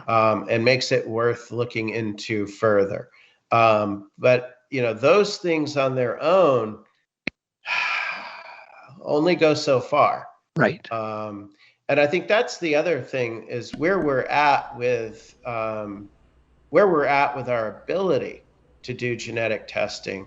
I mean, honestly, we'll be able to do things with those hairs that literally could not have been done 2 or 3 years ago. How much better? How much better is DNA testing today than even 2 years ago? Well, see, this gets back to the professional versus the research scientist. Yeah. Talking equipment and technology. At the high end, I mean, if you're talking about, at a top research university, which is the context that I speak from, then, the capacity is far, far better than it was 2 or 3 years ago. Yeah, see, that's huge. It is. Yeah, it's absolutely. I mean, it's a game changer potentially. The trouble is that most people, and I mean, and I talk with a lot of. This is part of why I wanted to put this project together. Originally, was talking with amateur Bigfoot investigators who had samples and were sending them to commercial labs and paying these labs sometimes large amounts of money. To test these things. And what does the lab do? They're a professional lab. So they're going to run the analysis. They're going to try to match it up as best as they can to their library of sequences, which is probably in most cases in North America is probably only going to include North American species. Yeah. And they're going to just say, it matches this, it matches this the best, so therefore it's this. Or they're going to say, well, it doesn't really match anything. Now, if it doesn't really match anything, that doesn't mean it doesn't match us anything. That doesn't mean it's an unknown species. It just means it's not in their particular, it's just not on their radar. Yeah. So I've got a really good question for you. Okay. So all of the hairs that I've tested, always, because I do make sure they're not an animal hair, and they're collected, by me, and I know they're vetted, like one up in, the wilds of Canada in the forest. You get them tested, and they come back human. But yet the morphology is so different. But that's as far as they go. So can you answer, why don't they, why does it always come back human? It comes back human because that's the best match in that lab's library. Sure. Okay. Sure. That's why. And, it's interesting because I talked with one researcher who had a sample and he didn't really trust the labs. So he took part of the sample and he sent it to one lab. He took another part of the sample and sent it to a lab on the other end of the country. Yeah. And one lab sent him back the result that it was a wolf. The other one sent back the result that it was human. Jeez. People are different. Yeah, but you have to understand the way these labs work, and I think some of them, unfortunately, are probably fly-by-night operations. They're more than happy to take your money and tell you what it is, and probably 999 times out of 1,000, they're probably right because it's a dog or it's a a bear or it's whatever it is. Well, what if somebody like you sends in a bear hair to 23andMe? What's going to happen? You send your Bigfoot sample to 23andMe and see what happens. Well, I've had a lot of people call me and go, "Can I send a Bigfoot sample into 23andMe?" And well, can we? And I'm serious. That's actually a great question, because if they're related to some, world part or some, obviously there's some type of a relative.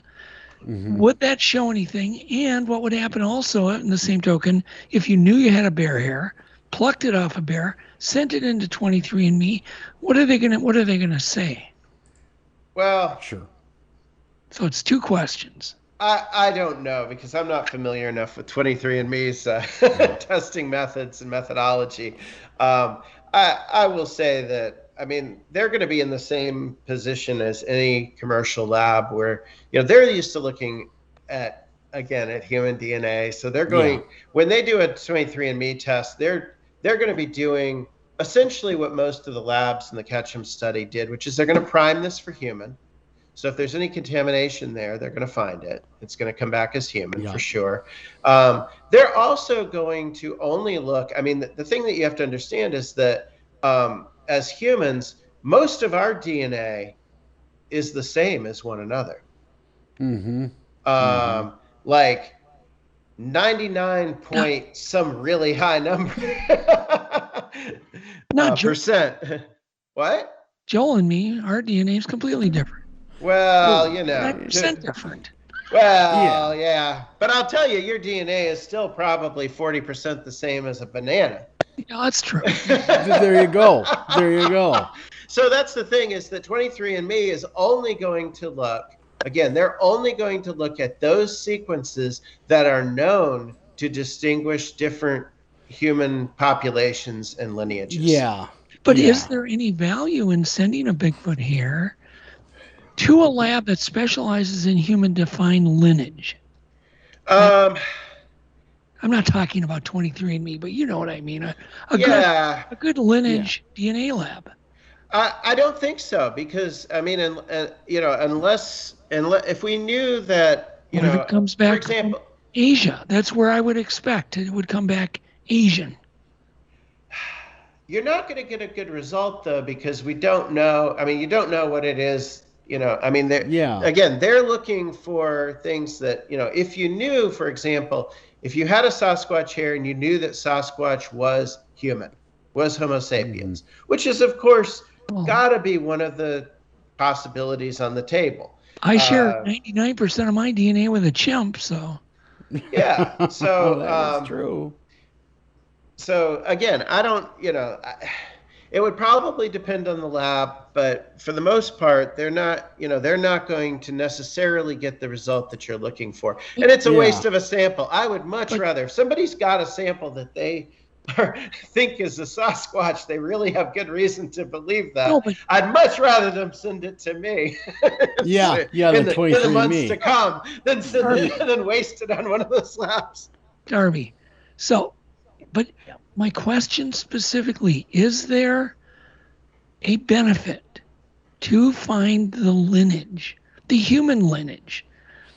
Would that have any benefit? In other words, one of the biggest domineering theories is that it was Gigantopithecus. It's a relative, or it is a Gigantopithecus. Mm-hmm. It came from Asia, and would there then be some Asian lineage in a Bigfoot hair? It would probably predate any of the sequences that one of those labs would be looking at. But can't we waste one hair, please? Well, it's a free country and it's your hair, Doug, so you can waste it if you'd like. But there's always the chance. There's absolutely the chance that it could tell us something interesting, but I think that would could find a pattern. That would be a fluke. It wouldn't actually move the science. No, but what if I could? It would be an accidental finding. What if I could give you 10 for regular DNA, 10 for lineage? Oh, that'd be funny. Yeah. I'm breaking Darby right down, ain't I? No, you are. You're really. I'm busting. You're really busting them here. Well, now, Doug, I'll tell you. Here's the thing. I'm joking, but I'm serious. Yeah. Well, look, it's like this. It's like, let me go back to the vegetable soup thing. I think that was a good metaphor. It is a good analogy. Okay. Hi, I'm Randy, and this is Dave. We're the founders of Bombas, the most comfortable socks in the history of feet. So comfortable, we sold and donated millions of pairs. To sell and donate a lot of socks, we became obsessed with comfort. We reinvented the sock from the ground up, adding comfort innovations along the way. It worked. People tried them, loved them, told their friends about them, helping us sell and donate millions of pairs. Try them now at bombas.com/comfy and get 20% off your first order. That's bombas.com/comfy.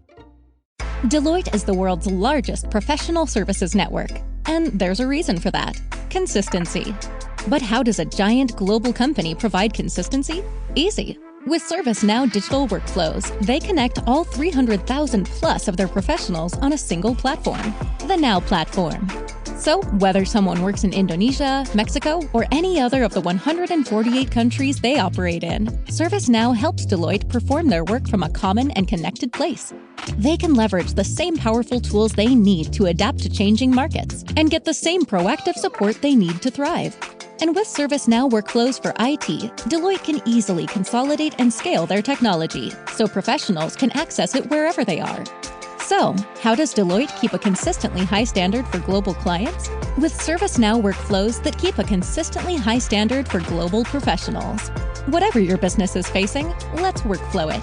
Learn more at servicenow.com. You know, if you're sending something to 23andMe or something like that, you're basically sending them the whole soup, and you're saying, hey, I want you to look for cumin. I want you to see if cumin is an ingredient in this soup. Right. And I don't know what percentage of vegetable soups are made with cumin, but it's probably not a ton of them. So you might find that it's there. But even if you do find, here's the other thing, is that with the sequencing, if you do find that it's there, it could be just circumstantial. I mean, it could just be that you happen to share, like that portion of our DNA that we share with bananas. I mean, if you actually take the Ketchum study seriously, you take her work seriously and what's put in there, she has right in that paper a point where she has samples that, according to her graphics, are part mouse. Okay. So are mice part of the hybridization that resulted in Sasquatch? I doubt that seems to be what she's arguing. It doesn't make sense. So again, I mean, I think what you would get if you did that is you would get a result that didn't make sense, unless for some reason there is a Sasquatch and it is indeed a type of Homo sapiens, and there's been recent as in the last 10,000 years or less. So a couple thousand years. Do the primers contaminate? In other words, if Sasquatch has nothing to do with humans, and they use a primate primer, would that contaminate the sample? Absolutely. Well, yeah. I mean, absolutely. I mean, it doesn't contaminate the sample, but it does make the sample unuseful for other study. Isn't it crazy how no matter how I talk DNA with people constantly, I'm either extremely dense, which is probably the case, but it's confusing. DNA is a very confusing topic. Oh, sure it is. It is. And you're doing a great job explaining it, Darby, probably better than anybody. But so my question is, let's just say I had 1 million Bigfoot hairs and I plucked them all off of Bigfoot.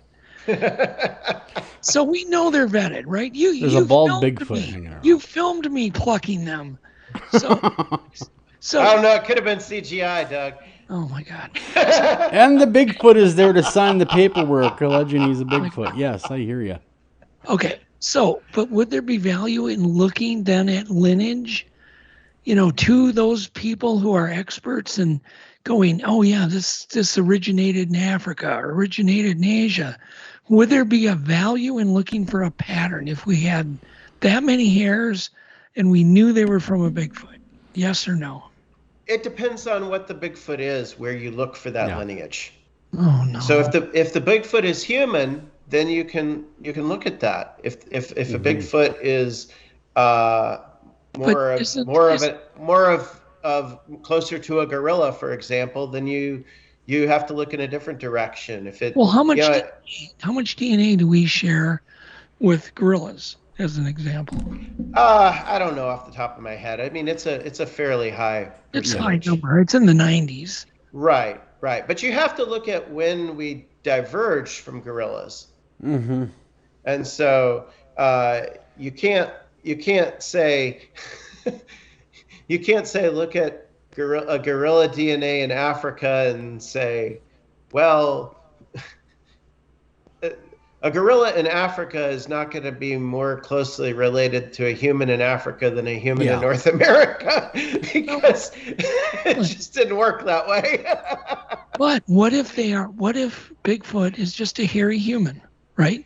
Yeah. And it's bound to have some. And I mean, if Bigfoot is a hairy human, whatever it is, hypertrichosis or whatever, if Bigfoot is a hairy human, then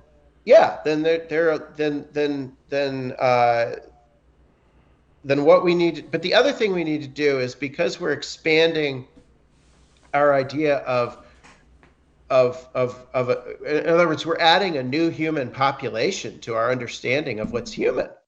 So we'd have to actually look at the Sasquatch genome against other populations of human genomes, and even rethink what we think we know about where to look in the DNA sequence to distinguish human from non-human. But obviously our goal, Darby, is to get a baseline.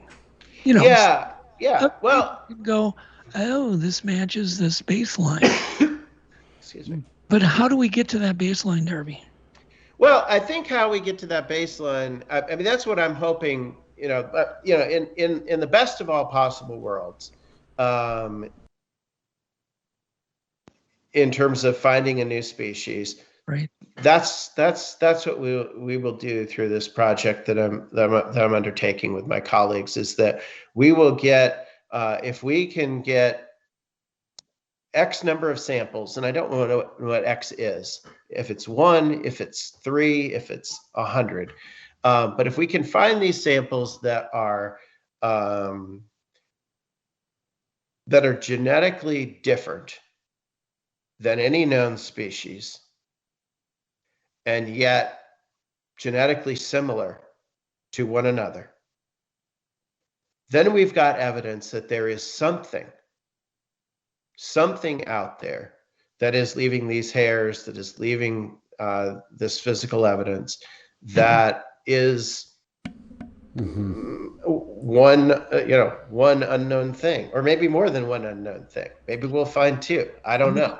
Would it help to have more hairs from one creature, like a clump of hair from one creature? Would that be of any aid at all? The larger the sample, the biological sample, that's always a good thing. Okay. The more biological samples that fit the pattern, the better. Always. These things are going to be true of the study of anything scientifically.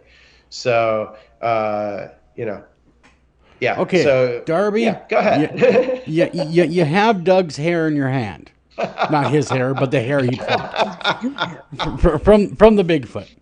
You go to the lab, you run it. What are we looking for in that DNA to tell us this is Bigfoot? Are we looking for inconclusive? Are we looking for a mishmash of different things? What would be the marker to make you go, that is strange? That is what we're looking for. Exactly. Good question, Joel. I can give you the basic answer, but this is also why I'm recruiting specialists to help me. Okay. to actually do this work with me.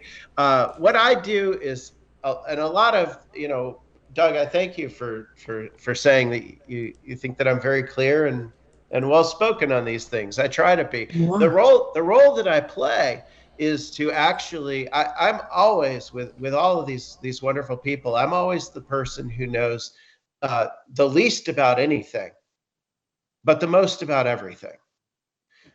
Because I'm constantly translating between these fields, between the scientist who's doing this work and the scientist who's doing that work, because they don't understand each other's field oftentimes.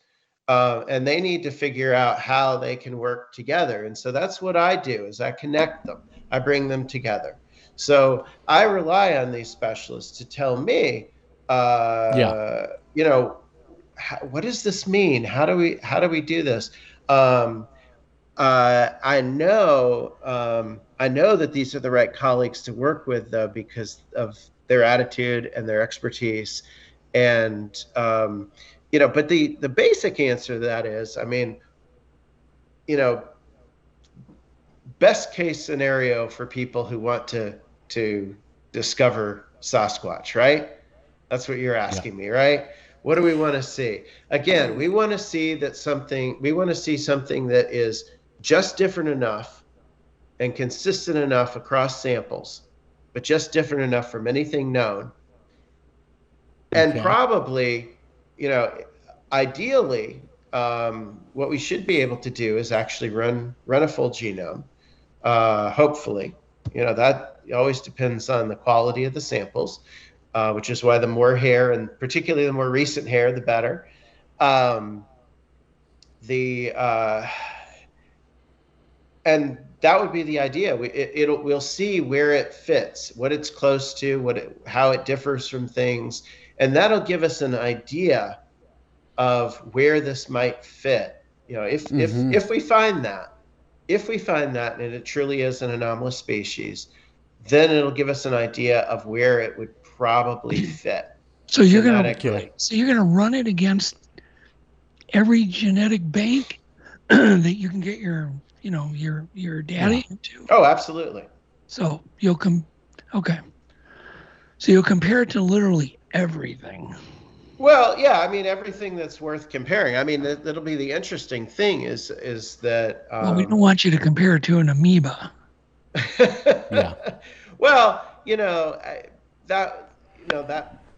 that may have to happen to some extent.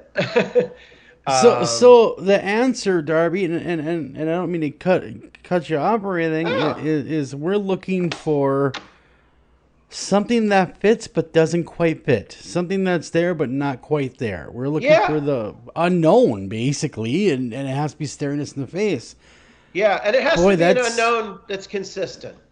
That's the thing. In other words, if all of these samples came back as, they're unknown, but they have no similarity to one another.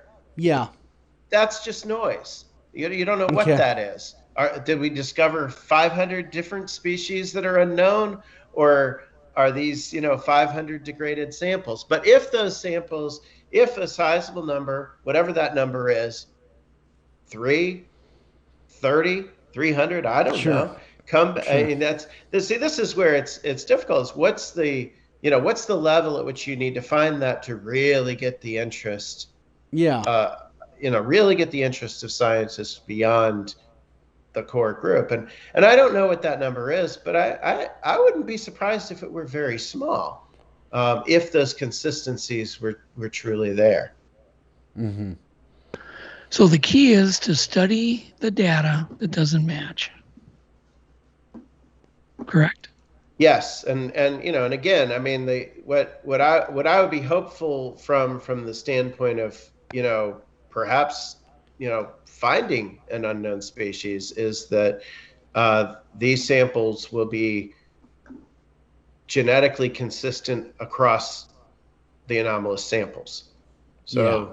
So we're dealing with one unknown rather than just a bunch of unknowns that would look like maybe it's just not working. Too noisy. So ultimately, I'm sorry, Doug, but ultimately, without a body, an actual Bigfoot, we have no way to add it to the DNA record. Not necessarily. Darby just needs a bag of hair. Lots of it. A big bag of hair. Well, again, it would depend on what we find. I mean, you know, I think that you know, that's the thing, is that the way to sort of prove species has changed a bit in the age of DNA, and you know, I think that, you know, the case could be made for a species apart from a body if there were these small pieces of a body that, again, presented a picture of one thing that is, again, different, but consistently different in the same way. Yeah. I understand what you're saying. What about the skin oil? Would that have skin cells in it? Presumably, yes. Our you're talking about the SSLs, the skin surface lipids. Yep.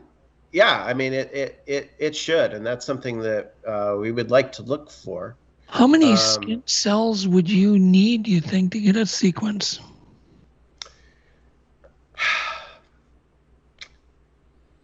That's one I would defer to my expert colleague on, because the number is probably smaller than most people think, because it's smaller than it was even a few years ago. But the other thing is, we're talking, you know, when we're talking about those we're talking about things that have sloughed off, things that have been in that oily lipid mix. I don't know how degraded they would be. Certainly the more degraded they are, the more of them that would be needed. Does UV light, I hate interrupting you, but I'm just like, just going so quick. Does UV light destroy DNA in a hair? Yeah, it will. It will. Okay. Absolutely. I have a colleague, who actually studies medieval manuscripts, and I've been in his lab in one of his colleagues' labs with them, and you know, back before paper was a thing, you know, people wrote on animal skins, right? Sure. And so my colleague's been doing this work for several years to do DNA testing of those animal skins to figure out where they were coming from across Europe, and then being written on, being bound into books. Cool. And one of the things that's really interesting about that, because I remember we had this epiphany together when I was in the lab with him, the one time I visited, where he was getting much better results from the part of the skin that was closer to the binding than on the outside of the page. And another colleague of ours was there who specializes, said, well, you know, in the Middle Ages, they used to shelve books with the spine in, so the page is facing out. So the pages were what was getting light. And so it makes sense that the DNA in that skin was degraded because there had been more light exposure. Okay. So there are a lot. Light is not the only thing that degrades DNA in the environment. But yeah, definitely, it's a big factor. And so people, if they find hair, collect it right away carefully. Sterile gloves, and put it in a paper envelope. Yes, and paper, absolutely, because plastics not only have their own sort of vibrant chemical profiles, but they also they tend to seal it so tight that moisture collects even if you don't see it, and can actually degrade the samples that way. So definitely, you know, preferably an acid-free envelope, is the best thing to put physical samples in. Definitely never touching it, even being careful not to breathe on it. These days when everybody's got masks, if you can wear a mask when you collect it, do that. Good. Man, it's just so amazing. I mean, at the same time, you explained it better than, like Doug had said. I mean this. I'm about as clueless as a rock when it comes to DNA, but the way you explained it really turned the light bulb on. Yeah. And so I'm excited about it to see what you guys uncover. I mean, what's coming, what's happening, and where we go with this evidence. Yeah, and with any luck, we'll be able, in the timing, we'll be able to share some of the results and let you meet science. Absolutely. Yep. Glad to be a part of that. That's and that's it's one of the things, Joel, with Let You Meet Science. We don't have a time limit. We're going to start producing this thing, and we're just going to go. We're not going to rush, like Darby. We're not going to rush. Well, no, because when you rush, you rush this research. It's rushed research, and oftentimes rushed research is inconclusive or bad research. And crap. Yep. And we don't want that. We want some actual answers that go around, or the best that we can come to for actual answers. Yeah. And it sounds like we need to have things that are near enough to other things, but not quite. I mean, that's really how odd works, though. I mean, that's how it works. That's how the strange works. Well, if the Sasquatch hypothesis is true, and this is an actual, biological being, then that should be what happens. That will happen naturally if we can manage to get our hands on genuine samples. Okay, and so that's Darby. Somebody sent you. Oh, I'm sorry, Doug. I didn't mean I was to just walk going to over ask you. if eDNA is getting better. Environmental DNA, is it getting better and better, or is that something we shouldn't worry about collecting? The soil under a footprint track. Well, I think there were a lot of us who were really excited about eDNA a few years ago.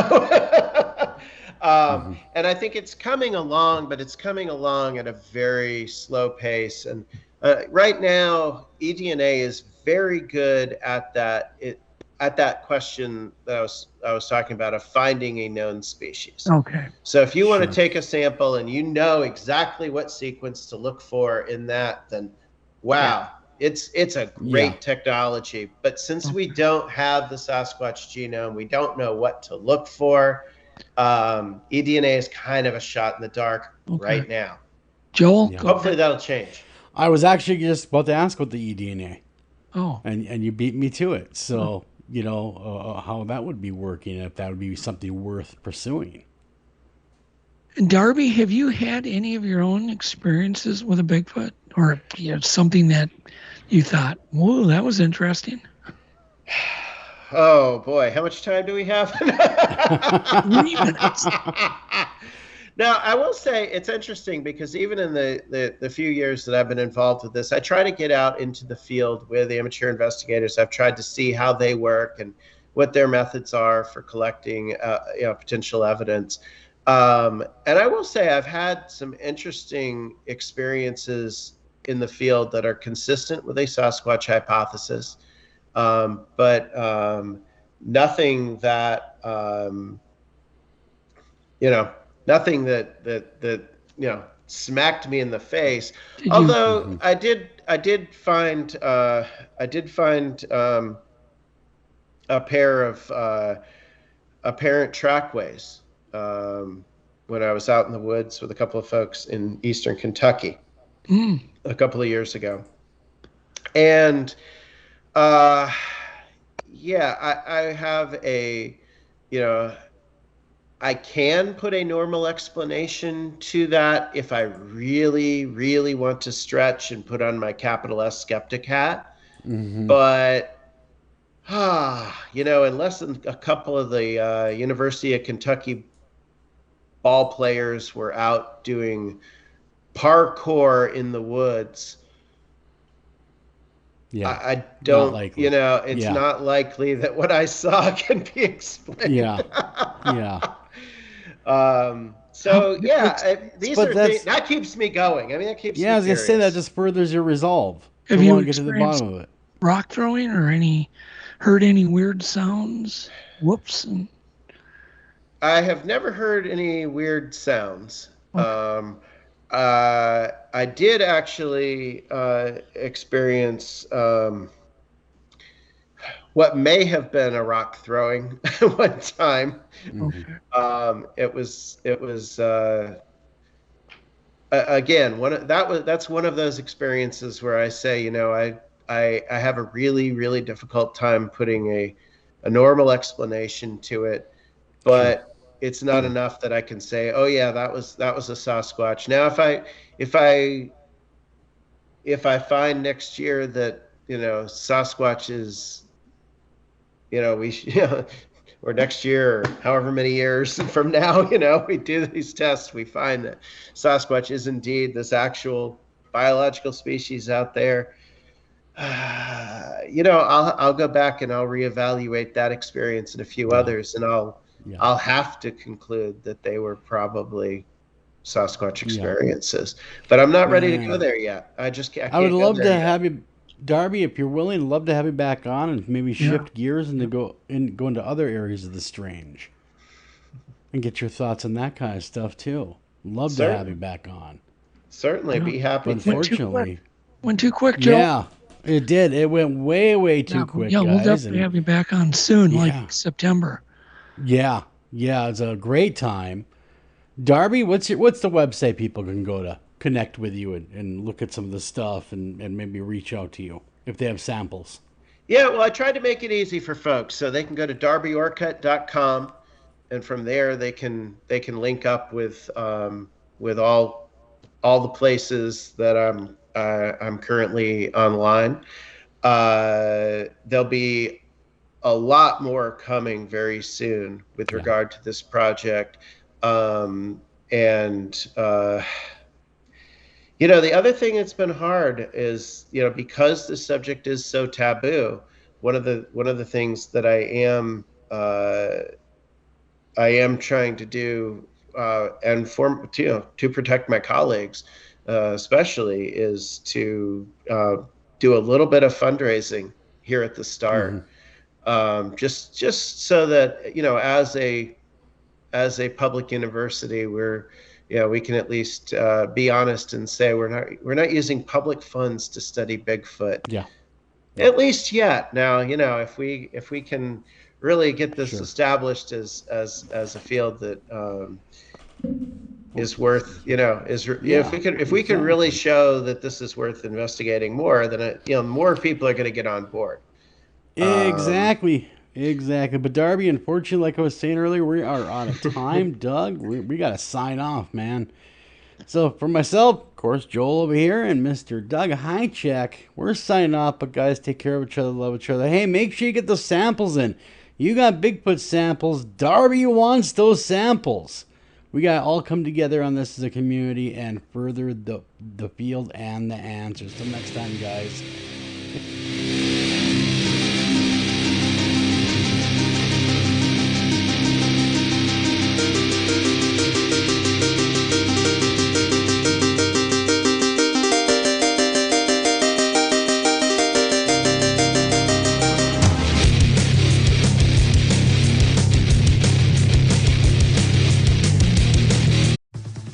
Confession time. I just finished back to school shopping. Nothing like the last minute, huh? Kohl's to the rescue. I got 25% off a JanSport backpack for my son, $17.99 sew jeans for my daughter, and 50% off Levi's for both kids. Levi's, can you believe it? I even got $10 off because I spent $25 and picked up Kohl's cash. So yeah, sometimes procrastination pays off. Select styles. 10 off 25 offer in September 6th. Levi's coupons do not apply. Some exclusions apply. See store or Kohl's.com for details. Unlike other automakers, we at Ford don't think you should need a 20-minute tutorial to open your glove box. So we made our technology easy to use by making our vehicles available with Blue Cruise hands-free driving, Sync 4, and the Ford Pass app. And the best part? They just work. Built for America. Built Ford proud. Optional features listed.